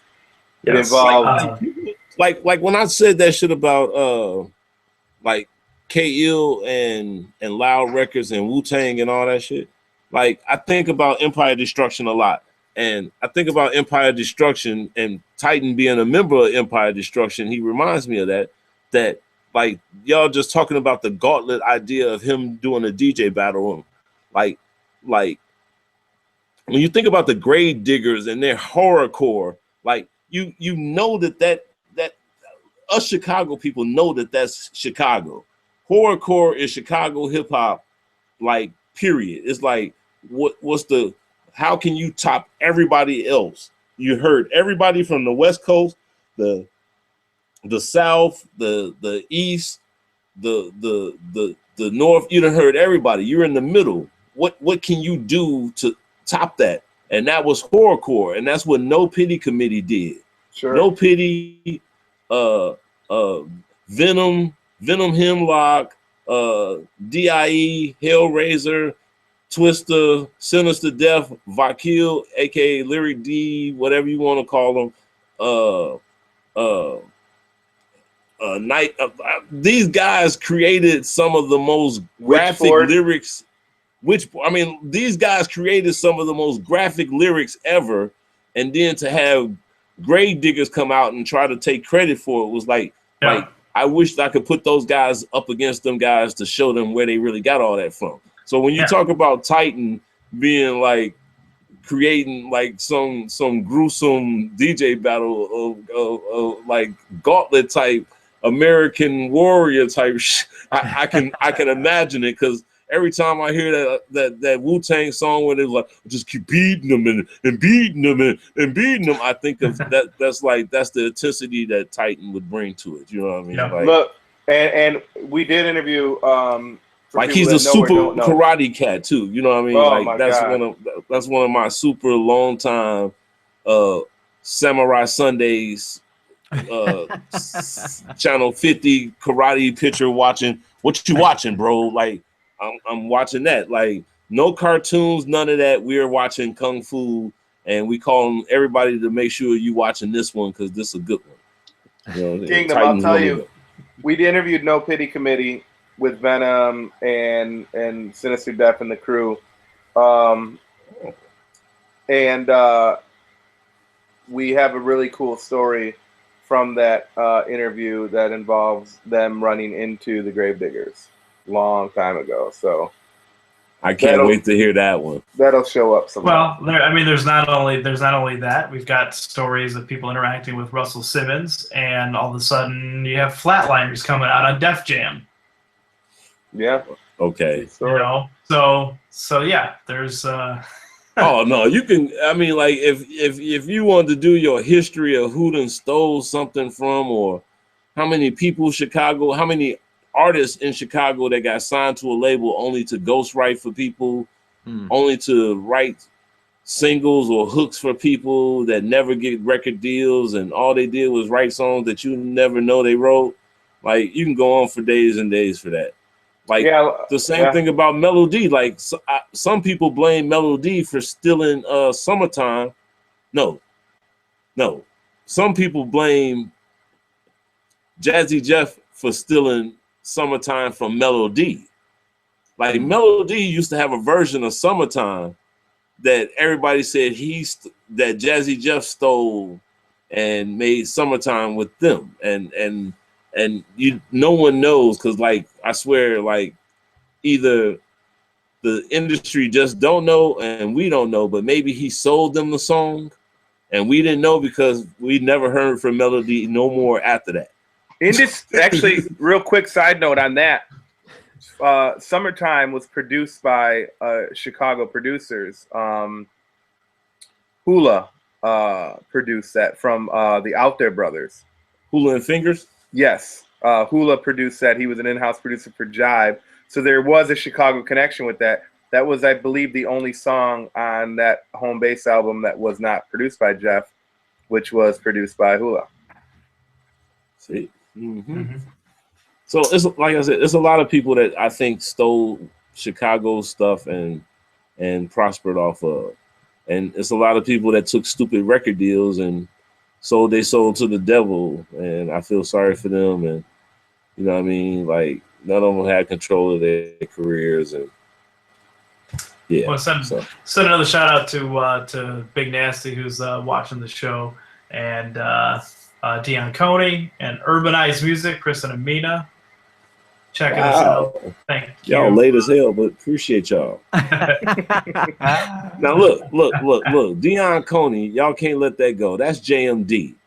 Just making dollars. Like if y'all know at the Midway fundraiser, I did a tribute to a bunch of beatboxers that I idolized growing up, and there was a verse that Big Red Ski and JMD used to do that we would used to practice. Me and my group would used to practice to get practice. You know, like everybody had their favorite rappers that you did songs of, and we used to do the cover to JMD.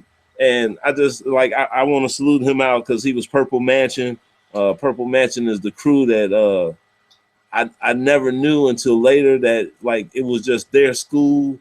Their school was called Purple Mansion, and they made their school seem so hot.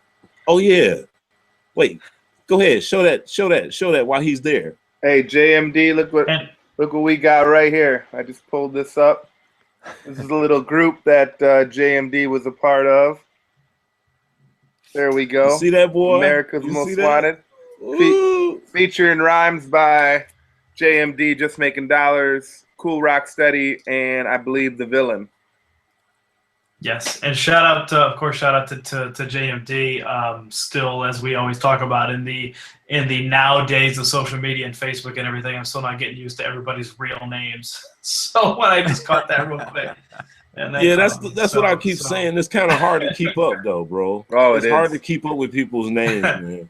JMD actually is a videographer himself, and he does really great videos you can catch on YouTube. I know he's working on a lot of his own projects, and he always films Legend Chicago hip hop parties or the reunions. And you can get so much information from him and just watching some of his footage. And he's really interesting when he goes live on Facebook. He goes if you're friends with them, I suggest checking his live feeds out because he's always got some interesting stuff to show and say. One other thing too is real quick. Clash Titan wants us to say that Kingdom, love and respect. You've helped out a lot of MCs and crews over the years. Oh, respect. I thought we was gonna talk about the Terror Dome, but it's cool. Also, but no, like I swear, our heyday, me and Titan's heyday is like, to me, the best period in Chicago hip hop ever. Like that's like the MCs that I was around. Like I don't even know. Like I just know the South Side MCs, but like in the early 80s and let's say the mid 80s and late 80s, like those MCs, man, like I just don't know anybody as dope as those guys, man. Like even when I hear Lil Wayne, I feel like Lil Wayne must have found one of the rappers from Chicago unless it's Mickey. Like unless Mickey just wrote every rap this guy ever has. Like sure. I can believe it. Like Lil Wayne is like the coldest MC out right now to me. And you're referring to Mickey Halstead. For those that don't know, Mickey Halstead was signed to Cash Money and never came out. Yeah. But he was behind. He was on We Shine, right? He was featured in We Shine pretty heavy. I believe that was that's the same thing I say though, bro. Like the same thing I say about like Psychodrama. Like Psychodrama being signed to Suave House and never coming out. And you get a whole album from 8 Ball, a whole double album from 8 Ball, and none of it sounds like him. And his next project doesn't sound like any of the last one. So, you know what I mean? Like stuff like that kind of, you know what I mean? Like, you know, shout out to Psychodrama, you know what I mean? So what do you think? So, you know, we talked about you guys. I mean, you guys were right there. You're the forefathers of Chicago hip hop organization and business building. So what do you think when you see something like today, like Chance the Rapper doing a free show in Grant Park to get people to vote? Like coming from you guys are like, man, we don't know what we're doing. We're gonna make our business cards. We're gonna pull these people together. We're gonna organize and have these events at the Terror Dome to seeing where Chicago has come to have that sort of influence now, because that's all built on the stuff that you guys helped create. Bro, like real talk, people really don't know. Like people really just don't know, man. Like how like when you talk about business cards that we had, you're talking about a whole different printing system. We're not talking laser printers or copiers. We're talking print machines, like where you had to actually use a print machine where you have to place the letters together. Like we're not talking about the same stuff now. You know what I mean? Like it's a whole lot different. Like for me to throw parties, I used to have a Xerox machine, I don't even remember what they call them now. Like it's so old, where you take the fluid and you pour it upside down and you spin the thing, and this is how you make copies. Mhm. Do anybody remember this but me? Like I'm No. old. Yeah, That's it. what No, I was remember that. I just can't think of the Remember. You and official me, you and me are that same age bracket. Okay. I Okay. remember all that. When this is how you make flyers and copies to everything being a click and share, Huh. like real talk, bro. There was no internet before us. There was Yo, no when internet hey, back in the day, cut and paste was literally cut and and paste. paste. And hopefully you had a Xerox machine to copy that one that you cut and paste. Exactly. You know what I mean? Was it called mimograph? I wanted to say xenograph, but that would just be too much Or common ditto sense or with it. ditto machines? Let's take Dittos, ditto yeah. machine, dittoography, whatever. Yeah, something. Was Just there? throw ography on the end of it. That's what it was, right? Hey, one thing I wanted to state is one of your Wait. go ahead. Don't go though. Go ahead. Because I really want people No, to realize, you gotta like, cut him there's off some people early. like we're on the internet, bro. We're on the internet. Like for me to tell somebody that this is before the internet, like I really don't know if people really understand that. They Like, grasp it, yeah. like you really got to grasp this pre-internet era that we were going through. This This was back in the day pre-cell when phone. Kingdom called your house to have you come out, and your mom wasn't home. You were straight out of luck.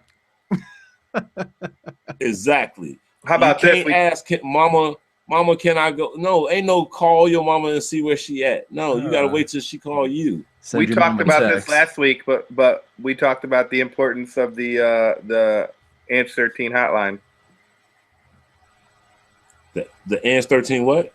The hotline she had. Oh, wow. Wow. I begged Ans for years to bring back that hotline, man.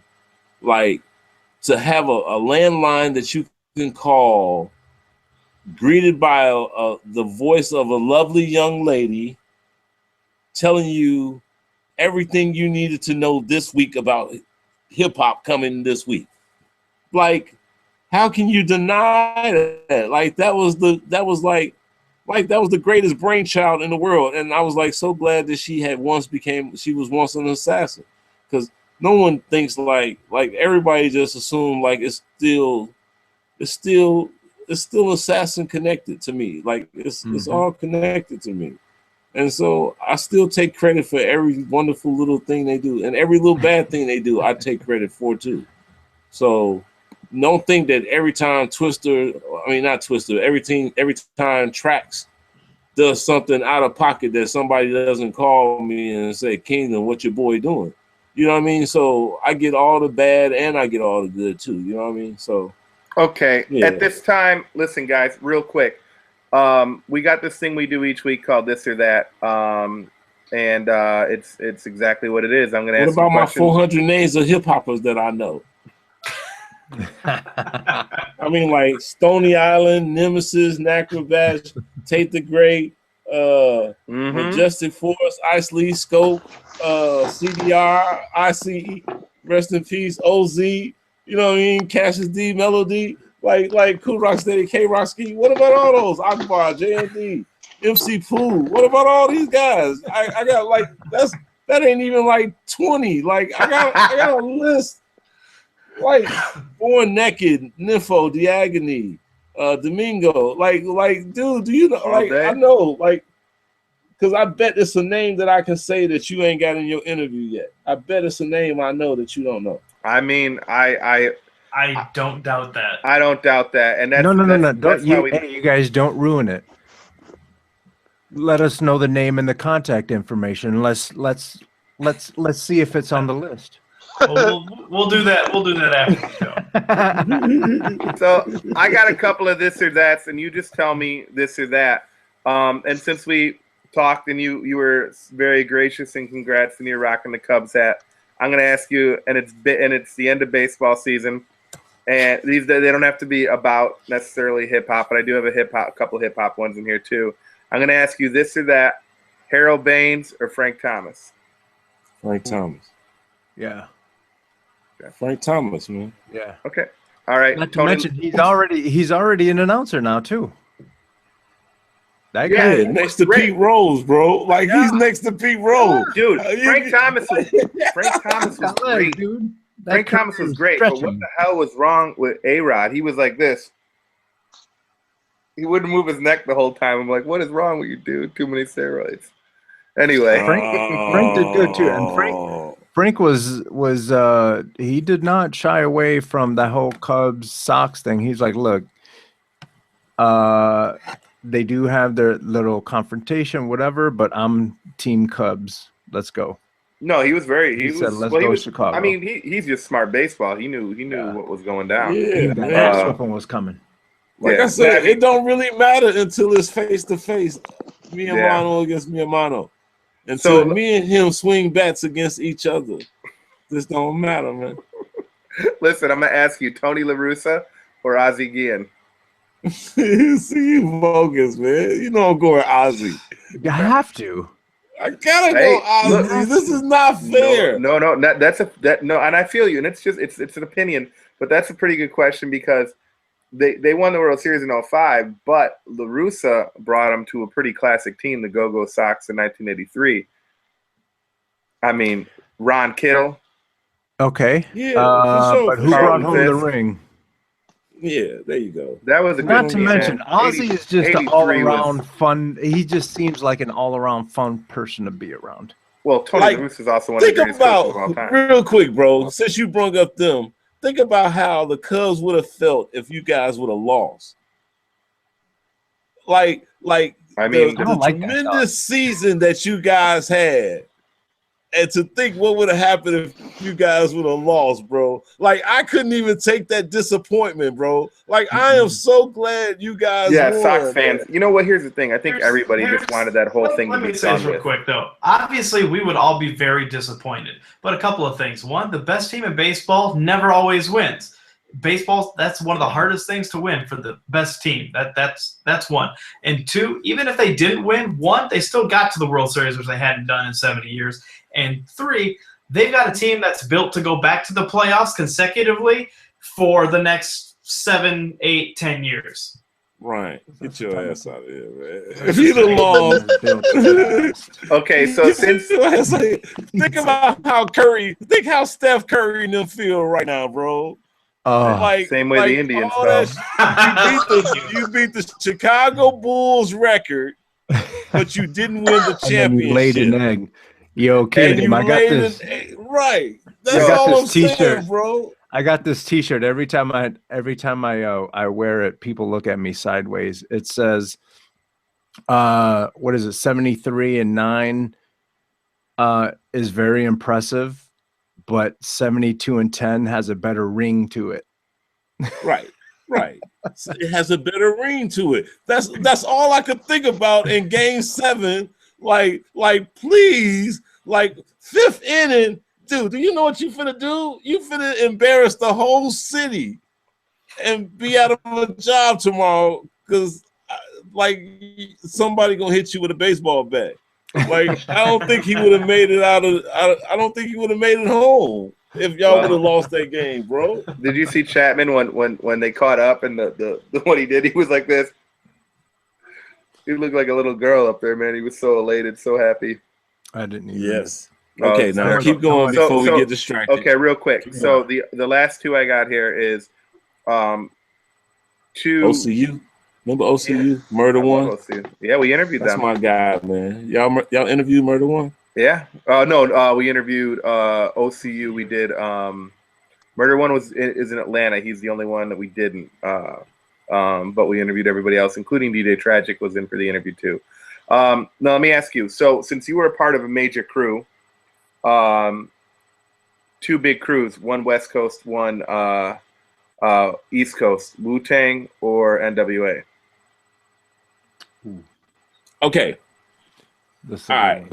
Now this is It's this is gonna be that. crazy. This is gonna be crazy as hell. I'm gonna say NWA. And real talk, like I said, Wu-Tang ain't shit, but it'll stay with New York ties. NWA was here before all of us. You know what I mean? And Okay. so I look at NWA as like trendsetters, man. I grew up listening to Dr. Dre when I was a very, very young little boy, when hip hop was all about it was about dancing with girls, you know what I mean? Like it wasn't even about me spitting, it was about me dancing with this cute little girl and her doing Fly Girl and let's turn out the lights, and you know what I mean? Like this is what hip hop was to me. So yeah, Dr. Dre, man, it's NWA, man. Okay. All day. And the last one that I have, and this isn't saying if he was better during this or that. This is simply your opinion of the name. Twista or Cavalier? Damn. I have never heard anybody capture Cavalier, bro. So I gotta say Twista. No one has ever heard Cavalier captured on wax. Okay. Like Fair enough. nobody. Like I said, there was like the wildest thing that I heard Twista do is Twista used to do the snap, crackle, and pop rap, right? Like the whole snap, crackle, and pop, like the cereal. Like when he raps, you can hear the crackles and the pops. At the same time, this whole I rhyme in Arabic, I ain't never heard anybody else do that, bro. So to hear him not only snap, crackle, and pop, but to snap, crackle, and pop, and then decide to go Arabic with it, like that just unreal. turned me into like I can't even. I've never even heard Rakim do that, bro. So I've never heard Rakim do it. I've never heard Wise Intelligence do it. I've never heard Grand Poobah do it. All these people that claim they was 5%ers or Nubian Islamic Hebrews, or I've never heard Peach Fuzz do it.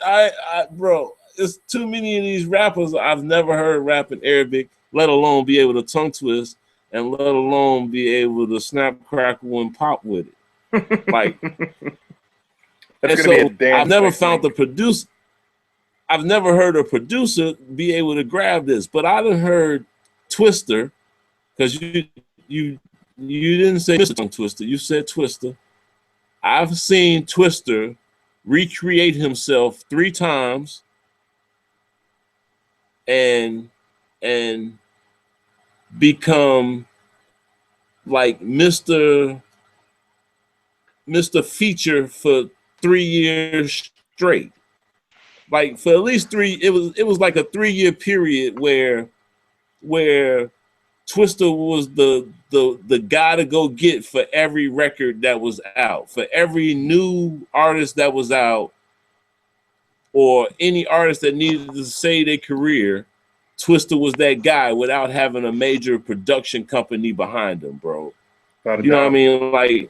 Like he didn't have you know what I mean? Like some of these companies, some of these artists have big machines behind them, and Twista never had that big machine, bro. And to just be out there grinding the way he was grinding and being Mr. Feature on every track and not to talk about every track had a different style, not to say that everyone had a different lane that he was in. Like nobody was in his lane, and so he was always a real feature. Like he was really an MC, and a lot of people tend to discard him as an MC just because of what his lyric content might be, I guess you would say. Yeah. And well, I'm gonna leave it. I'm gonna leave this with that. The end of the day, Twista is still rhyming. He's still featuring. He's still recording and putting music out there. And you know, if you have the Twista versus Tretch competition, Twista has accomplished quite a bit and is still rhyming today.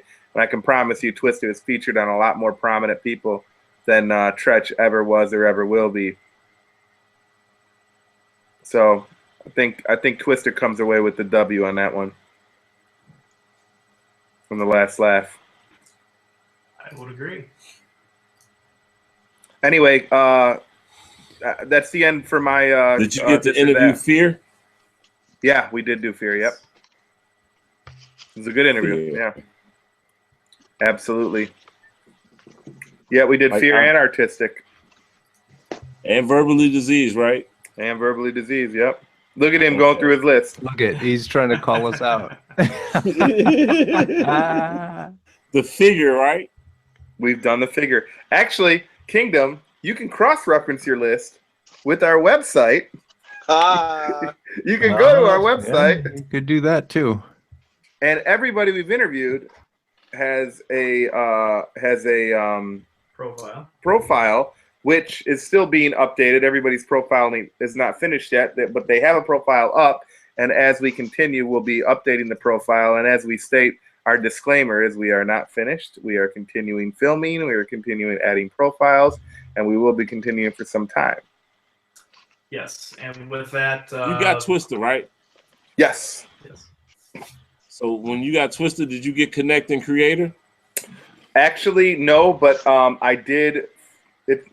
Funny enough, I was hooping one day at my gym and talking about talking about the film, and one of the young kids that was playing with us is Creator's son. Watch your mouth, man. That sounded wrong. Oh, jeez. No, so one of the kids, one of the kids that was hooping with us is Creator's son, and but yeah, Creator's on our list, and Connect Flow is definitely on the list. We want to reach out to them if they see this or anybody that knows them. We would love to get in contact. So just contact us, and we'd love to reach out to them.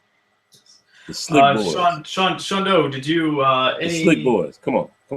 Tell me you got the Slick Boys. Tell me you got the Slick Boys. Come on. Everybody got quiet on the Slick Boys. Oh, yeah. Okay, when you was talking about the twins, you're not talking about Daily Planet, right? No. Okay, all right. At least one of them is not here. One of them's in LA or San Francisco, so we gotta wait to get that. But real quick, let's Sean, we got any shows coming up this week? Yeah, events for this week. We got our every Tuesday we have the 606 open mic at Sub T Lounge. We also have Timbuktu. Whoa. 606 this week. Is this the week that Chris Rivers is supposed to be there? That's next week. That's next week. That's next week. Did you see that? Like, look, Chris Rivers is gonna be here. Yeah. Like, I remember when his daddy came here to Chicago and he was at the House of the Blues. This was right before his daddy passed away. That was with Eminem. It was Eminem and Big Pun. Yep. You were there, right? I was there. Yes. Okay. Okay. Am I the only one that was like, why is his fat ass sitting on a stool? He was on a milk crate. a milk crate, right? Yeah. Well, that's like, what this fat fuck is on a milk crate. Like, come on, man. That's what Biggie did. The only show that I saw him in is he sat on a speaker the entire time. That's awesome. Where'd you go see him at? Where was that? I actually saw him in Rockford. Okay, and that was the day after. No, that was the day before he got his ass whooped on Chicago Avenue. Wait, what? Biggie got his ass whooped on Chicago Avenue by the Travelers. He came into Chicago and thought he was big shit, and he said something wrong to the Travelers, and they beat us. They hemmed him up in the back room. That happens. That happens on the West Side. No, it wasn't that far. It was downtown Chicago Avenue, right there on Franklin. Wow. Franklin in Chicago, right there by the railroad tracks. What was that club? There used to be a club right there.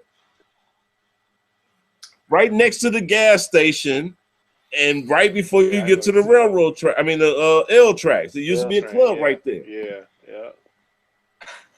And that's where Biggie got his ass choked up. And something else that I want to say right now is like Ill State. Like, like one thing that happened in Chicago, there was a big change where like I don't want to say we was the coldest, but we was on every show that ever happened in this mob. You know what I mean? Like it was a bunch of shows that happened in Chicago, and they always came and found Ill State. I don't know why. Okay, so like at the Oak Theater, there was some shows. At the AC Club, there was some shows, and all these little clubs. The China Club, that's the one I really wanted to get to, because at the China Club, Ill State rocked with Tupac, and at that same little spot where Biggie got jumped on, Ill State rocked with Biggie. Now, them two artists that Ill State could say that we perform with, that some of you Mars ain't gonna never, ever be able to say you was in the same room with. And and sometimes to me, that's just enough for me to toot my own horn. You know what I mean? Like even at the China Club, like I don't know if y'all got this story before, but I like telling the story. Like at sound check, we was finna box. Like whole Tupac and the Rough Riders and Ill State, we was finna box over sound check because he thought he was supposed to go before us because he was Tupac, and we thought we were supposed to go first because we was there first, and it's Chicago. So, yeah, we ended up getting our mic check first, and you know what I mean? Wow. And everyone went back to Cali. Jackets, boy, I swear.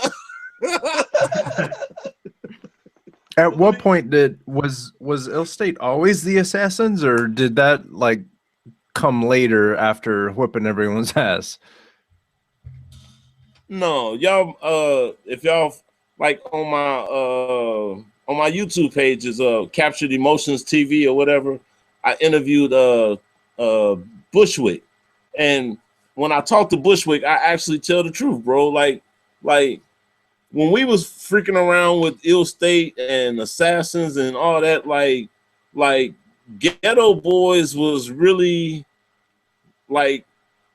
I mean, if you want to talk about horrorcore and all that, like Ghetto Boys was like the closest thing to what horrorcore was. And like I said, we wanted the whole No Pity Committee, the whole Empire Destruction, Kingdom Rock Productions, that whole little core of battle rappers that wanted to take on every rapper in the whole world was like, we got to be worse than Ghetto Boys, and they was Assassins, and you know what I mean? Like I was even like Assassins, like that song shook the shit out of us for a while. Like, wow.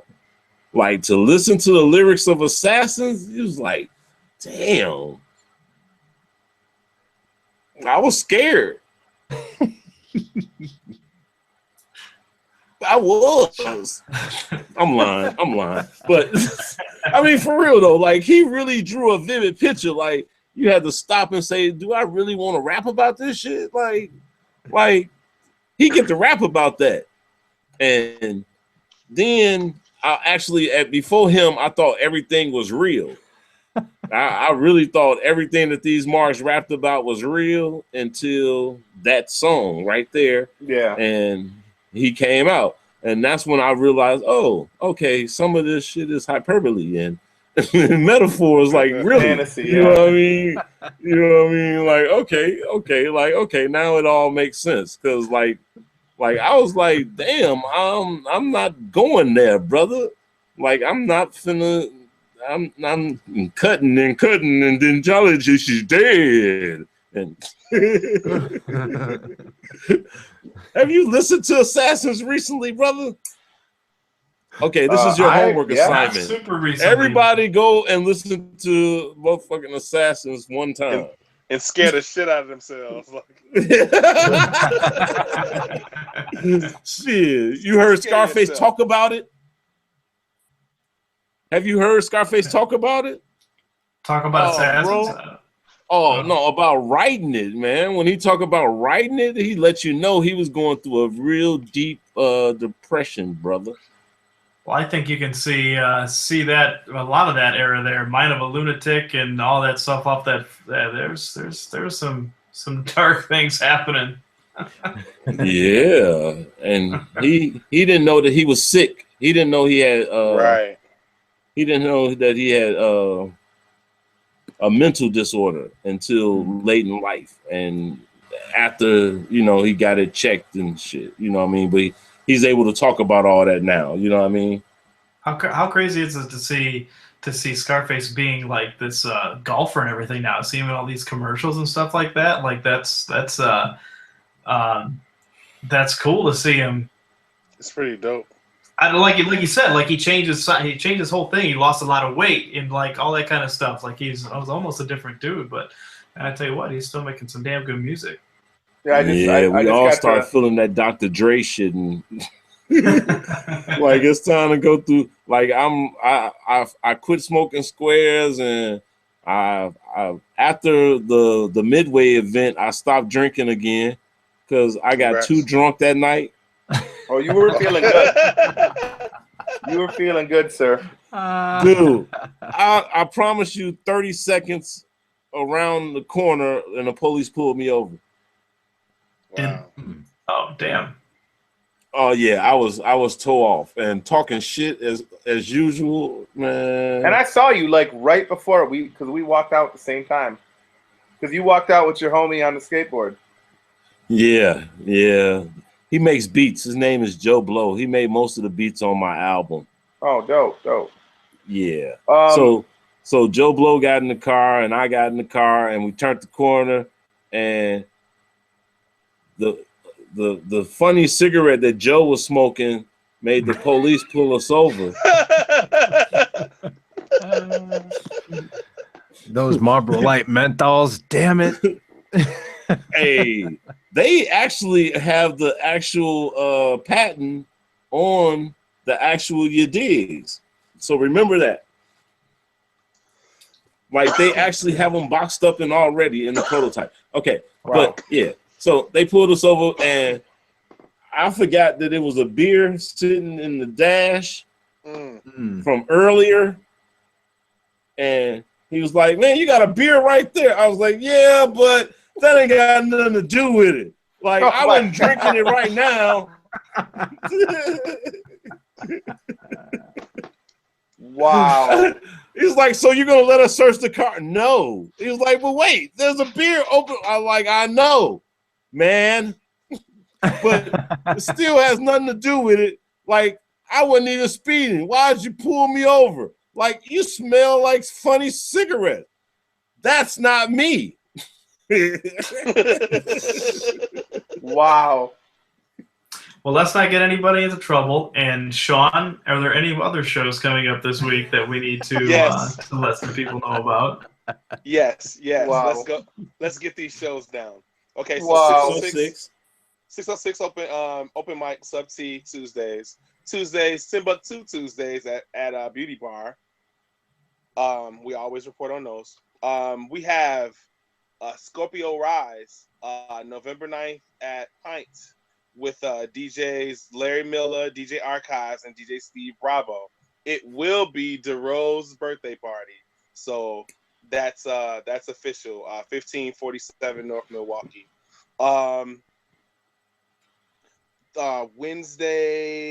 Thursday, Vic Spencer's St. Gregory's album release party. That's 22 North California. And that's from 8 p.m. to 1 p.m. Beat Meal on Friday at Crew Lounge, 6319 West Roosevelt, hosted by D2G and Skiles. Music by DJ Han Solo. Friday, Push Beats, Raj Mahal, Radius, Hungry Bogart, Elijah Jamal, and Uncle L at door number 3, 1551 North Damon Avenue. That's from 9 p.m. to 2 a.m. Friday, new works by Ken Kearns at Roto Fuji from 7 p.m. to 10 p.m. 2080 North Lincoln Avenue. It's free, and DJ Sean Doe is DJing. Also, I heard he's good. Son, I heard he's all right. I mean, let's not get out of hand. Continue. Facebook. And that's about it for this week. Cool. I And feel last, shitty because I'm still forgetting people, man, and y'all rushing me off now. we're gonna continue. We're gonna continue this offline in a moment. I just want to say, shout out to our Okay, don't sponsors. forget JMD did my video for prophecy. Since y'all was talking about videos, I'm gonna feel shitty because y'all did all this, and then y'all was talking about all these rappers that was around, and I didn't get to talk about the rappers that was around them. We'll bring you back on for sure. We can do that. Yeah, okay. We can't. We're gonna have to have a part 2. I'm 8 out of 174. Like I'm gonna wait around fucking to be 102,000. It's like a fucking draft pick around here and shit. Like I gotta wait for the next round of draft picks and shit. But I do want to say shout out to our sponsors, Emporium, the arcade bar. Check them out. And of course, Genesis Art Supply, always been good to the hip hop community. Delicious crew. Midway. And this is the first show since we did. Big stew. This is our first show since the Subterranean fundraiser that was graciously put together and put on by Urbanized Music. So shout out to Chris and Amina. Thank you again. Crew. Thank you to Shadow Master MC. Thank you to Jory. All you guys sub team. Hey Ryan, I got one more sponsor that Yes. we're gonna add to the list. Yes. Metamorph Tattoo, Metamorph Studios have now come on as a sponsor. You can find them in Wicker Park, located at 1456 North Milwaukee Avenue, Chicago, Illinois. They are open from noon to 8, and you can find them at www.metamorphstudios.com. That's METAMORPH Studios.com. I say you guys let Usama. him. I say you What's guys up, let Dirty? him go 'cause he beats people up. Doug Infinite. What's up, bro? He has a jacket. He's got a jacket. Yeah. The MF boys. Don't forget them. Greenweed, Sudden Death. You can find Midway at midway.com. Big Nasty, RJ. Rebel X, Rebel XD. Twitter and Instagram. DJ E. Temple of Thieves, Joe Storm, Joe Cooley. What up, bro? Raw Power. What up, We've yo? officially been hijacked. Kingdom, where can people find you at? If they want to know more about Kingdom, where can they find you? I ain't even say none of my crew name. Like, y'all didn't even let me say what up to the crew yet.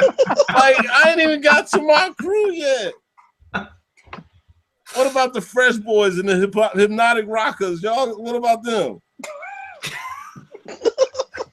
The Beatbox 5. What about them? Y'all talk to them. It was a great interview. Great interview. Y'all talk to the rhyme poets, man. Yeah, I reached out to them already. DJ Quick Hands. Master K. All right, we're going to continue this discussion offline. Skip D. Thank you, everybody, for tuning in. Zon, We'll be back next week. And we'll be back with a part 2 of Kingdom Rock.